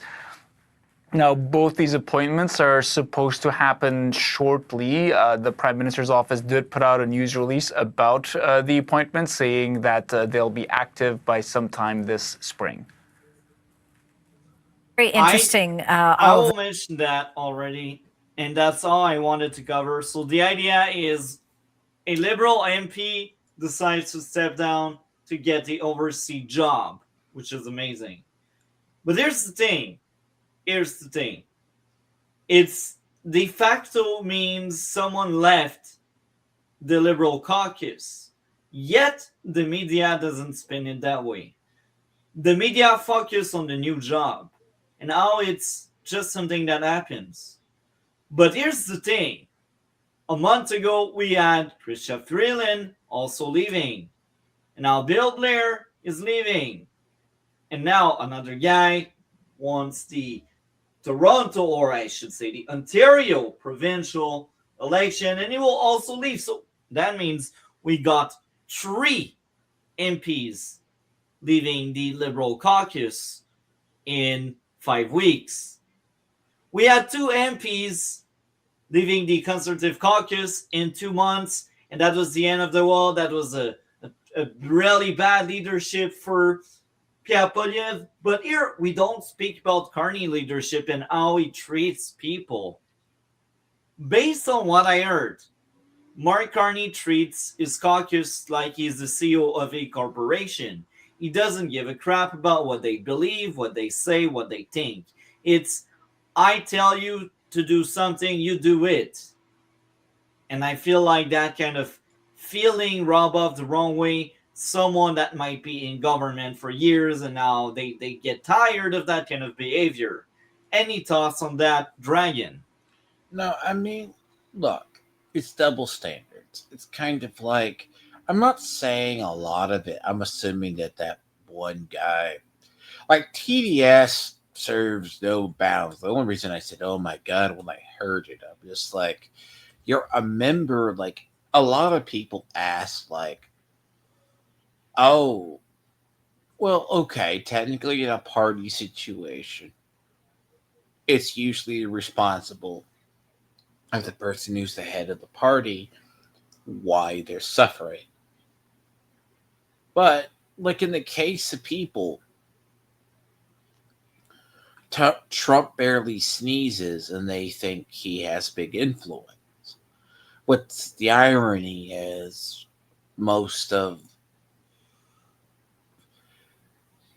there's usually a derangement or just a bias. That's what a lot of people have. They won't see it. They'll see the truth they wish to see. The problem is your Liberal Party is not going to acknowledge that they have issues. Could the Liberals be split back to the NDP? Possibly. But I don't know if that helps conservatives. Yes, if Liberals are fleeing the NDP, because NDP is much weaker, that means the left vote will be split. And if the left vote is split, that means the Conservative, if they keep on what they gained, they will form government. The big reason why they lost, well, there are several reasons, but one of the big factor is the NDP collapsed. And because the NDP collapsed, a lot of the more progressive riding, instead of having either NDP or Liberals, they all went Liberals. So there are a lot of ridings that were very close, but they were ultimately won by Liberals. And sometimes the fact that there was no NDP meant no Conservative either, because a lot of riding, especially if you're in a city riding, either you're NDP or Liberal. So if you have these two parties that are kind of strong, they fight off for the same base. So it's one of the two. But if you go in other riding like suburban or like countryside, usually it's between the NDP and the Conservative. So in these areas, Conservative, they did a lot of gains.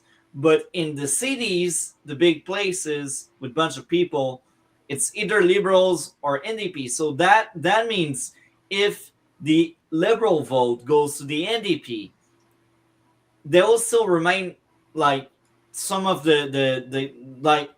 some of the Liberals will remain Liberals. And the other reason why I think if Liberals flee toward the NDP is a good thing is the NDP never formed government. The closest time they were from forming government was from 2011 to 2015 when the Liberals collapsed. And at that point, we had a conservative government. So that's the closest place because the NDP was the official opposition. So basically, they were wearing the current conservative shoes, but 14 years ago. And that was the closest time, the closest position they had to power. And the reason why they didn't become government afterward, it's because the Liberals, they came back really strong with Trudeau. So again, if the Liberals are collapsing and they give their votes to the NDP, what will happen is we may have a 2011 to 2015 case where conservative are back in power and the opposition won't be the Liberals, it will be the NDP. Or maybe it's the Liberals if they can hold on to enough seats. But it's actually a good thing if we got two leftist party because they will fight for the same votes. Anyway, you can bring up the next two videos. Yeah. Being the speech and the Nate Nicken Smith. Actually, next three. Nate and Ainskin Smith, the question period of the 6th, and the Harper speech. Yeah, question period 6, yeah. So we are pulling up the next few ones. So the last one missing is the Nate Inking Skit Smith. I butchered his name so badly. No, I just think Toronto political landscape has been shaken Trump for everything. Here's the problem. They want to blame tariffs.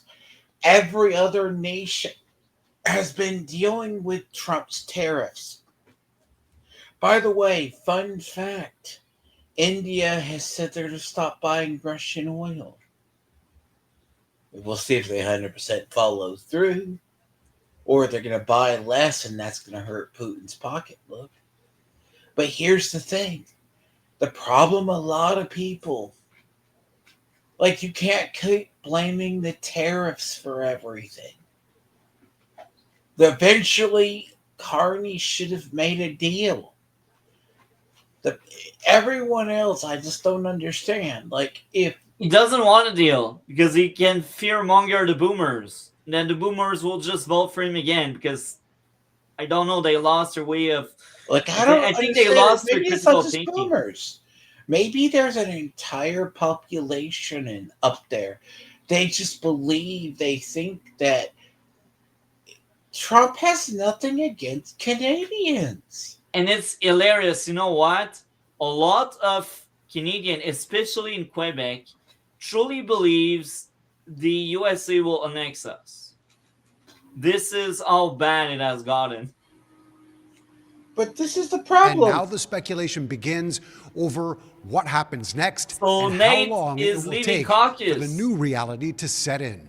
As soon as there's a by-election, though, I am all in, and I'll be resigning this seat, and I'll be focused on provincial politics. The provincial door is open for Liberal leadership hopeful Nate Erskine Smith, but still with a few steps to get through it. With Dolly Begum resigning as the NDP MPP for Scarborough Southwest in order to run federally for the Liberals, Erskine Smith says he's willing to give up his seat in Ottawa for Queen's Park. The Ford government is failing, and yeah, they can, folksy charm, put on the Team Canada hat. It ultimately is not good enough. It's, I see incompetence, I see self-dealing, I see a tired government, and we deserve better. The Ford government needs to call a by-election in Scarborough Southwest within the next 6 months. But will those in the riding be following along and make sense of it all? Whether this guy will be of any help to the Liberals, I don't. I will also tell you this. Nate was also a Trudeau guy. So why there's no narrative out there saying, oh, the Trudeau people don't like Carney? Because now it's 3 Trudeau MPs in a row that are leaving. But no, the media pretend it's not happening. Well, that's the funny thing. It's kind of like everyone in the U.S. talks like, oh, there's neocons and all these other types. Most of the neocons are either dead or retired. The problem itself is Carney is very milquetoast status quo. They probably see the writings on the wall. Yeah. And but the media will pretend it's not happening. And here's the other thing. If people don't, like, it's just like Democrats ignore the waves of retirements in the U.S. elections. There's a lot of people not running. More Democrats than Republicans. So I look at it a similar way. There's a reason a lot of people who have been there a while, Democrats have been trying to replace certain candidates. You don't hear about that. It's probably the same thing up there. Because if poll numbers don't look good on a candidate, they're trying to figure out good candidates for midterms. Especially if they're in a targeted district. And I've heard someone brought up to me about gerrymandering. I'm like, gerrymandering takes place every 10 years. Every time we have a census. Basically, like, population shift. So it's based on the census. There's like, they always try to carve up districts. They blame conservatives, but it's like, anyone who's in position of power will try to carve those areas up. So now it's... Merci beaucoup. Thank you very much. Merci. To celebrate the people and the partnerships that made 10 years of good governance possible. And in spite of today's uncertain case for all of those who serve directly in the office of the Prime Minister, your dedication and your personal efforts are a great gift that I will always remember. Encore, merci, du fond de cœur, à vous tous. I also need to take a moment to reflect on the friends that we have lost. That was, for me, an incredibly moving video. You know, a lot of, I'm not going to name names, it was a lot of such great. So he refers to someone in the political ecosphere, if we can call it that way, of Canada that just passed away a few weeks ago. And he's sad because that person worked with him and for him. So he highlights that. People, and some that we lost way too young, way too early. But it reminded me that our 10 years in government, were really just a series of moments. As Prime Minister, many of these moments are on display for the world to see, but as I think about the great people who are no longer with us, I remember the intimate moments that we shared on this anniversary. You know, I especially won't forget my conversations with Doug Findlay, particularly in the days leading up to the 2006 election, one of the greatest political operatives in history. I often ask myself, what would Doug do? Sometimes I do the opposite, but I often ask myself that question. Anyway, look, Diane, so grateful you could be here. Thank you for joining us. There were so many incredible members of our team who made such important contributions to the country while they were with us. You know, I shouldn't name names. Jim Flaherty, Jim Prentice, Chuck Strahl, Gail Shea, Nigel Wright. Look, way too many to name, too many more. All incredible Canadians, and as I say, lost to us in many cases all too soon. So as we remember our friends and those moments, let us commit to creating new moments with our colleagues, friends, and family in their honor. That's how we honor them. Now, speaking of loss, let us also take a moment to recommit to remembering that our way of life is protected by those of our citizens who put on the uniform, who put their lives on the line, to protect and preserve our freedom and sovereignty, and who far too often during our time, my time in office, made the ultimate sacrifice. Those sacrifices are something which weigh heavily on me to this day. And I know that you agree that we must be eternally grateful as a country to our fallen.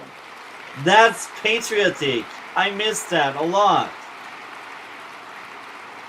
He is from another era, an era of Canadian prosperity.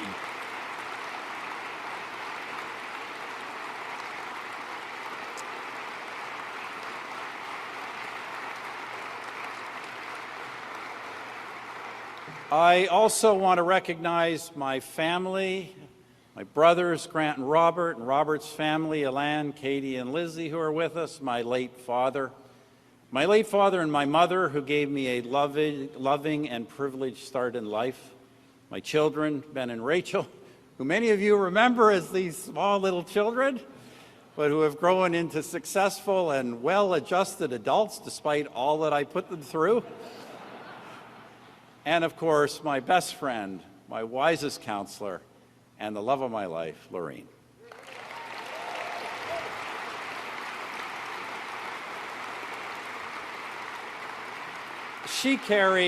Lorraine carried way too much of the burden, and I'm just going to let you in on something. I'm not always the easiest person to be married to. Now, I could have said that 10 years ago, and many of you would not dare to have laughed at that statement. Anyway, chers amis, ensemble comme individu et comme une équipe, vous avez constitué la meilleure qu'un dirigeant ait jamais eue, et celle qui m'a offert pendant près de 10 ans le meilleur job dans le meilleur pays au monde. Friends together, as individuals and as a team, you constituted the best a leader ever had, which enabled me to serve for almost a decade in what I call the best job in the best country in the world. Ensemble, nous avons bâti un véhicule politique formidable, le Parti conservateur du Canada moderne. We built together a remarkable political vehicle, the modern Conservative Party of Canada, created in concert with, first and foremost, my friend and partner, co-founder, the Honourable Peter MacKay.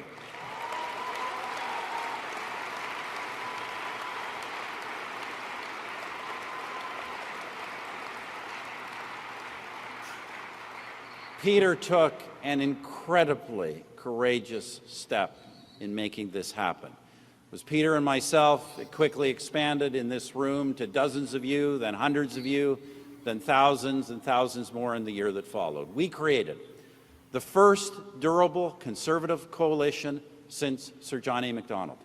We brought together the Tory Conservative tradition, the populist Conservative tradition, et la tradition conservatrice autonomiste au sein d'un seul parti. Nous avons créé la première base politique permanente pour les conservateurs du Québec en plus d'un siècle. Félicitations à des grands employés qui ont accompli ça et des grands lieutenants du Québec que j'ai eu, Monsieur Lawrence Cannon, So he's Christian Paradis, basically Denis thanking Lavelle. people in his administration. And since Coming our up, departure people from have very office in interesting 2015, stuff. the Conservative Party has remained not just an alternative to the government, we are the only credible alternative to the government.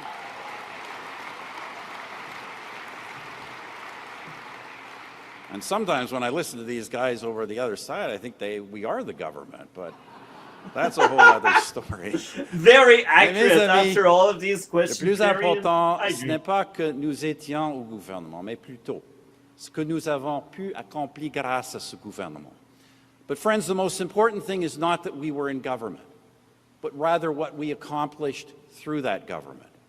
During our time, we brought a conservative philosophy to our government, afin de produire des résultats concrets et améliorer concrètement la vie des Canadiens et Canadiennes qui travaillent fort et leurs familles.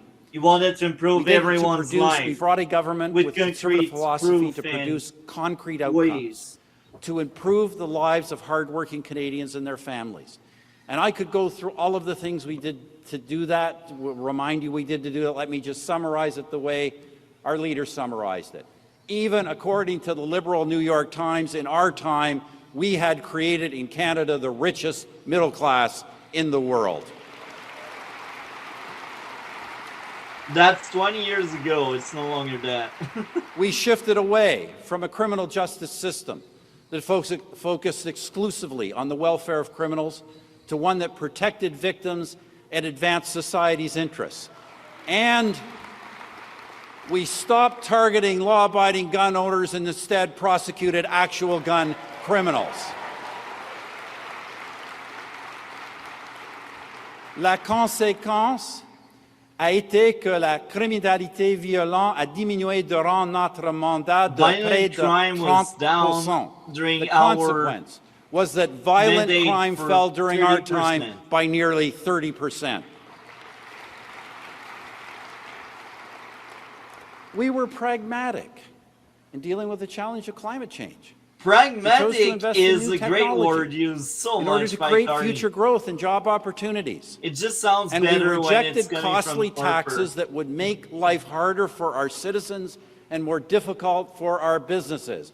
We just said no and no and no to carbon taxes. That's a big message, Marxist Carney. Our approach was also reflected in how we partnered with Indigenous Canadians. With Chuck Straw and Jim Prentice, we made the historic apology for the policy of residential schools. At the same time, we focused on delivering practical benefits that empowered Indigenous people. Through the efforts of Jason Kenney, Diane, and others, we overhauled Canada's immigration policies to ensure a strong economic focus and align it with labor force needs, while we phased out the large-scale exploitive program of low-skilled temporary foreign workers. And that's something the Liberals brought back, folks. Of course, every single thing mentioned is like the polar opposite of what we got in the last 10 years. And keep in mind, you said it, we had the best middle class in the world. So when you don't do that, you don't do it right, because now here we are, like people live in tents now. Economic management was always at the top of our agenda. Nous avons fait face à la plus grande crise financière mondiale d'un siècle. Nous avons ensemble sorti plus rapidement et plus fort que n'importe quel autre grand pays, grande économie avancée. With Canada's greatest finance minister, the late Jim Flaherty. As has been remembered tonight, we faced the largest global financial crisis in a century, and we came out of it faster and stronger than any other major advanced economy, creating almost 1.5 million jobs. Through the budgets of Jim and Joe Oliver and the efforts of Treasury Board presidents like Tony Clement and Stock and Vic Taves and others, nous avons réduit les taxes et les impôts de toutes sortes. Impôts sur les sociétés et les petites entreprises, impôts sur les revenus des particuliers, à la TPS de 7 à 6 à 5%, créant ainsi le fardeau fiscal fédéral le plus bas pour les Canadiens depuis plus de 5 ans. You had balanced budget back then. Nous avons investi des sommes records croissantes dans les soins de santé, l'éducation et des infrastructures publiques. Et nous avons fait tout ça en laissant le pays avec un budget équilibré. Imaginez. I'm sorry, but I got to repeat that one. We cut taxes of all kinds. Corporate and small business taxes, personal income taxes, and of course the GST from 7 to 6 to 5%. We created the lowest federal tax burden for Canadians in over half a century. At the same time, as we did that, we made record and growing expenditures in healthcare, education, and public infrastructure, and we did all that while leaving this country with a balanced budget. This is what I call leadership. Avec Peter et Lawrence et John et Rob, nous avons mis de l'avant une approche de principe dans la conduite de nos relations étrangères, fondée sur les intérêts du Canada sur trois axes, l'économie, la sécurité et les valeurs démocratiques. With Peter and Lawrence and John and Rob, we brought a principled approach to our foreign relations based on Canada's interests on three clear axes: security, the economy, and our democratic values. Those criteria drove, for example, our international maternal, newborn, and child health care initiative, which lowered maternal and early childhood mortality in the developing world by nearly half. A fact we're all proud of, and I know that Christian delivered so hard, and Christian and others worked so hard to deliver. Our principles in foreign affairs drew us closer to our allies, including the United States under two different administrations. They led us to prioritize relations with embattled allies in Israel and Ukraine, and we need a government behind them today as well. They also led us to deepen relations with countries that will be our allies longer term, most notably India. They saw us deal. They saw us engage, but engage prudently and carefully and in Canada's interests with China. They saw us warn the world very early on about Vladimir Putin's Russia. And they saw us end relations with the Ayatollah's Iran.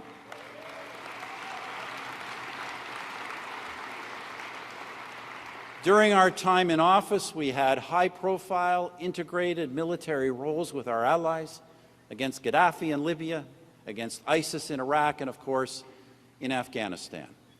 And also, because of these principles and because of that commitment, we invested in stronger capabilities for our Army, our Air Force, and our Navy. Friends, you do not measure military effectiveness. Frankly, you don't measure the effectiveness of any government program by dollars spent. You measure it by capability. And through initially Gordon O'Connor, and then Peter and Rob and Jason, we were creating a 100-degree military. That is, a military which could operate in the deserts of the Middle East at 50 degrees above zero and in the Canadian Arctic at 50 degrees below. Ce dernier n'était qu'un élément dans nos efforts pour garantir notre souveraineté nordique. As I said repeatedly, when it comes to Canada's Arctic, we either use it or lose it. That's why we invested in an Arctic Army training base in Resolute, in Arctic offshore patrol vessels, and other defense and Coast Guard capabilities in the north. That's why we extended the National Highway System to the Arctic Ocean, why we built the High Arctic Research Station and the deep water port in Iqaluit that Leona and I saw firsthand last June. Leona, by the way, was an incredible driving force for these and other northern projects. Give her a big hand. But that was not all we did to strengthen and unite our country. Nous avons réussi à régler le déséquilibre fiscal. En fait, nous avons entrepris de nombreuses initiatives pour renforcer la place essentielle du Québec au sein du Canada, notamment And en that's accordant why au they Québec didn't un want to siège à step right l'UNESCO, back in. en célébrant Now la langue française, la langue fondatrice du Canada, et en reconnaissant que les Québécois forment une nation au sein d'un Canada uni. I feel like Il a ne patriot faut right now. donc pas se surprendre que le séparatisme québécois ait connu un déclin constant durant notre mandat. No wonder the fortunes of Quebec separatism declined steadily during our time. As for Western separatism, it vanished completely. And of course, when we're talking about national unity and pride, our government always proudly flew our flag at full mast.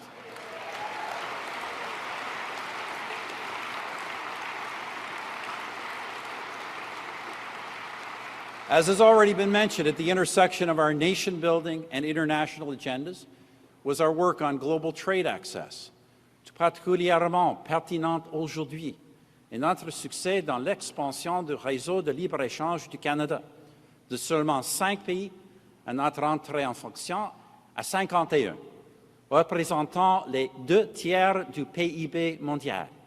Particularly relevant today is our success in expanding Canada's free trade network from just 5 countries when we took office to 51, covering 2/3 of global GDP. It's something that David, Stockwell Bay, Peter Van Loo, and Ed Fast, and of course our public service negotiators all made possible. Give them all a big hand for their efforts. Mes amis, voilà donc notre bilan. That's just some of our record. And I hope that in your conversations over dinner, you've touched on many other issues that I missed, because we can I think it's the best part right now that's coming. Now, friends, over the past few years, as well, first as we were putting together my archive collection for the National Library, through that effort and through other reflections on our achievements, I began compiling my memoirs, and tonight I'm pleased to announce that later this year we will release Here for Canada, Memoirs of the 22nd Prime Minister.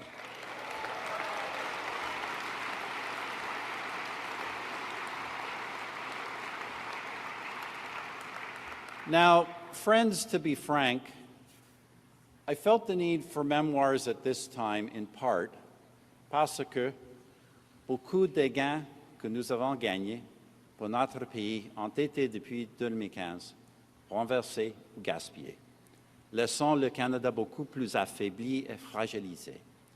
Sadly, friends, after 2015, many of the gains we made for our country were either reversed or squandered, leaving Canada because of liberal so much policies, weaker and more divided. I am sometimes asked, I'm sure you are, if it bothers you, if it bothers me. The truth is not as much as you might think. Nos responsabilités, lorsqu'on confie l'honneur des hautes fonctions, c'est de faire ce que nous pouvons pendant le temps qui nous est donné. Our responsibilities, when handed the honor of high office, is to do the best we can with the time that we have. There are no permanent governments in a democracy. That means that anything can be built upon. It means that anything can be undone. And it also means that eventually anything can be restored. So, friends, I've largely stayed silent on what has transpired. Néanmoins, durant cette période de deuxième mandat de l'administration Trump, je crois que notre pays est véritablement à la croisée des chemins. Et je souhaite dire quelques mots sur ce sujet avant de me taire à nouveau. In the past year, Canada has faced a challenge unique in our lifetimes: a hostile United States. One that has openly questioned Canadian sovereignty, that has openly broken the trade commitments that we have made to each other, and that regularly issues further threats against us. As Canadians, we've been understandably shocked, bewildered, and angry. But while these feelings are understandable, it will surprise no one who worked with me to hear me say that we must focus not on emotion, but on policy. The American people have chosen their administration, and that administration is pursuing what it believes is in America's interests. Pour le Canada, la question n'est pas de savoir ce que nous ressentons face aux actions des États-Unis, mais plutôt comment nous allons nous adapter.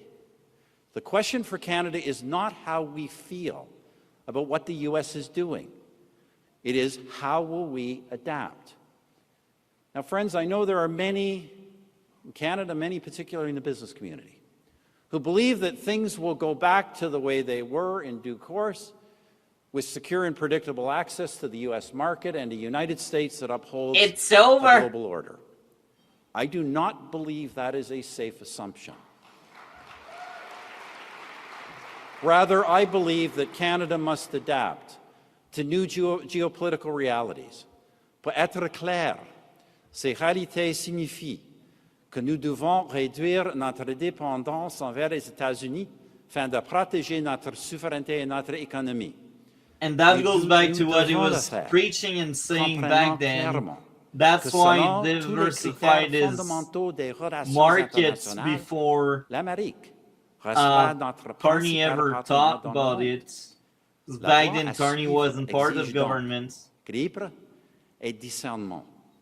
To be clear, these realities mean that we must reduce our dependence on the U.S.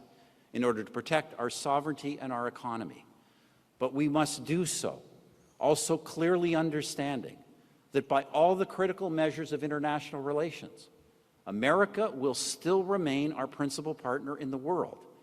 Thus, our future path requires balance and sober reflection. Ce débat national doit être suffisamment mature pour commencer, pour reconnaître que beaucoup des difficultés auxquelles nous sommes confrontés aujourd'hui ne peuvent être imputées à Donald Trump. Dans bien trop de cas, elles découlent de mauvaises décisions prises par notre propre gouvernement. Our national conversation must be mature enough to acknowledge that many of the difficulties we now face as a country cannot be blamed on Donald Trump. In too many cases, they stem from bad decisions by our own government. Nice speech. Now that's what I wanted to highlight from his speech. That was the best part. Amazing. Prime Minister, he was the best one since Brian Mulroney, and that's funny because Conservative are the best among the best. So let's get into question period, Friday, February 6th. And this shall be the last clip. Oral questions, the Honourable Member for Sherbrooke Park for Saskatchewan. This Prime Minister promised the fastest growing economy in the G7. He promised to build this country. But today we're seeing that those policies are just not working. January saw a major drop in private sector employment of over 50,000 workers, a drop of 28,000 in the manufacturing sector alone. This government is presiding over a deepening employment crisis as more people are dropping out of the workforce. When will Liberals listen to the constructive solutions we have put forward and recognize that what they're doing isn't working? Never. That's the answer, but they won't give it. Total employment, Madam Speaker, is up, in fact, by 134,000 jobs over the past year. Most of those jobs are in the private sector. We see a rate of they are inflation part-time at 2.4%. as well. That is well within the Bank of Canada's guideline, and also an unemployment rate that is now down to 6.5%. But we because do not rest people on no that, longer there is search for new anxiety jobs in Canada. There is anxiety, but there's also resilience. Resilience that defines this country, that defines its people. What that resilience means is that there's an expectation that we work together. Will the Conservatives work with us to pass Budget 2025, measures that include benefits for his community and mine? The Honourable Member for Sherbrooke Park for Saskatchewan. Madam Speaker, we will work to advance solutions that work, and we will oppose what is not working. I'm looking again, just clearly at the employment numbers. Private sector employment fell by over 50,000 in the last month. Young people overwhelmingly report that they are worse off than their parents' generation because they can't find jobs and they can't afford homes. Canadians are looking for hope, they're looking for real solutions, and that starts with the government recognizing that what they're doing is not working. When will they come to that recognition? Parliamentary Secretary. Canadians are, in fact, looking for hope, Madam Speaker. They're looking for hope, but they're also looking for people to work together in this House of Commons, to support them at this time, in the short term and in the long term. In the short term, what this means is, and we saw it, in fact, a spirit of collaboration helped to bring about C-19. C-19, of course, is the Canada Groceries and Essentials benefit that will provide up to $1,900 for a family of four. But for the long term, we can work together to ensure the budget passes. Spending is there for defense that will create tens of thousands of jobs, for infrastructure to build this country up, among other things. Will they help us? The Honourable Member for Montmorency-Charlevoix. Thank you, Madam Speaker. Right now, young people in Quebec and across Canada aren't asking for the moon. They just want a job, a real job to start their lives. But what are they seeing? In January, Canada lost 25,000 jobs in the manufacturing sector, and investment is fleeing the country. Meanwhile, the only job growth is coming from more bureaucracy, not real jobs in the real economy. Young people are stuck with precarious employment or no jobs at all, while factories are closing in Baie-Comeau and elsewhere across Canada. Does this PM recognize that the economy is not creating the jobs our young people need to get started in life? The Honourable Parliamentary Secretary. Since my colleague from Quebec is talking about employment figures, and he's certainly noted in Quebec, we created jobs, many of them, and where we've had the lowest unemployment rate in the country. But let's also recognize that the industrial sectors directly threatened by U.S. tariffs are the ones that are suffering the greatest, and that is why yesterday we announced a new strategy for the automotive sector so we can grow automotive production capacity in Canada. The honourable member. Thank you, Madam Speaker. The Liberals are patting themselves on the back for their work, but we're talking about 52,000 jobs from the private sector that have been lost after years of anti-development laws, closed markets, and the flight of capital to the U.S. The results aren't there. Every week, real workers are paying the price, and it's our young people that are being told to wait, to make sacrifices. Again, the Conservatives have proposed a clear path forward. Build here, protect our jobs, unlock our resources. Will the PM work with the Conservatives to create real jobs here for our youth and defend Canada's economic sovereignty? The Honourable Parliamentary Secretary. Madam Speaker, our strategy to address these issues is in C-15 and in our budget. That's our plan. It is very broad and comprehensive, and there are many measures. Will our Conservative colleagues do what they must, support us, so we can pass the budget as quickly as possible? Member for Dufferin-Caledon. Last night, the industry minister said the quiet thing. So I will basically explain what I think they're trying to do. So they showcase the French-speaking crowd first for Quebec votes, and they really highlighted the kind of issues the Conservative base has, being the young people cannot afford houses, they don't find jobs, and this is how they started that question period, which is amazing. And of course, the Liberals will push the narrative that the Conservative need to ally themselves with the governing party, otherwise they obstruct, and obstruction is bad. So let's see what happens next. Madam Speaker, like the ministers has said, the department is working as quickly as possible to resolve these issues and to ensure. I just realized the question was probably from the bloc trying to say, oh yeah, the Liberals, they don't care about old people and their pensions. So that was most likely the question. Necessary tools to pay these benefits effectively. More than 7,000 seniors are now receiving their payments on time. We are currently modernizing this decades-old system so we can improve the payment of benefits for all seniors in the future. Thank you. The Honourable Member for Berthier-Masquinongé. Madam Speaker, imagine there are retirees who are listening to these answers and who are having problems with their old age pensions, and the Liberals went from 30 days, 10 days ago, to 85,000 yesterday. And that's the worst cost overrun with the QRM software. It's the human cost, actually. And the worst is that even yesterday, with 85,000 victims of this software, the Liberals were still treating this issue as if it was just a series of isolated incidents. When 85,000 people fall through the cracks of this system, there is a major problem, Madam Speaker. When will the Liberals fix this? Secretary. Madam Speaker, this is a major update of a decades-old system. The Minister's Cabinet contacted Bloc's members to obtain the names of seniors who were in urgent need of assistance in solving this problem, and we still haven't received a reply from the member with respect to the names of these constituents.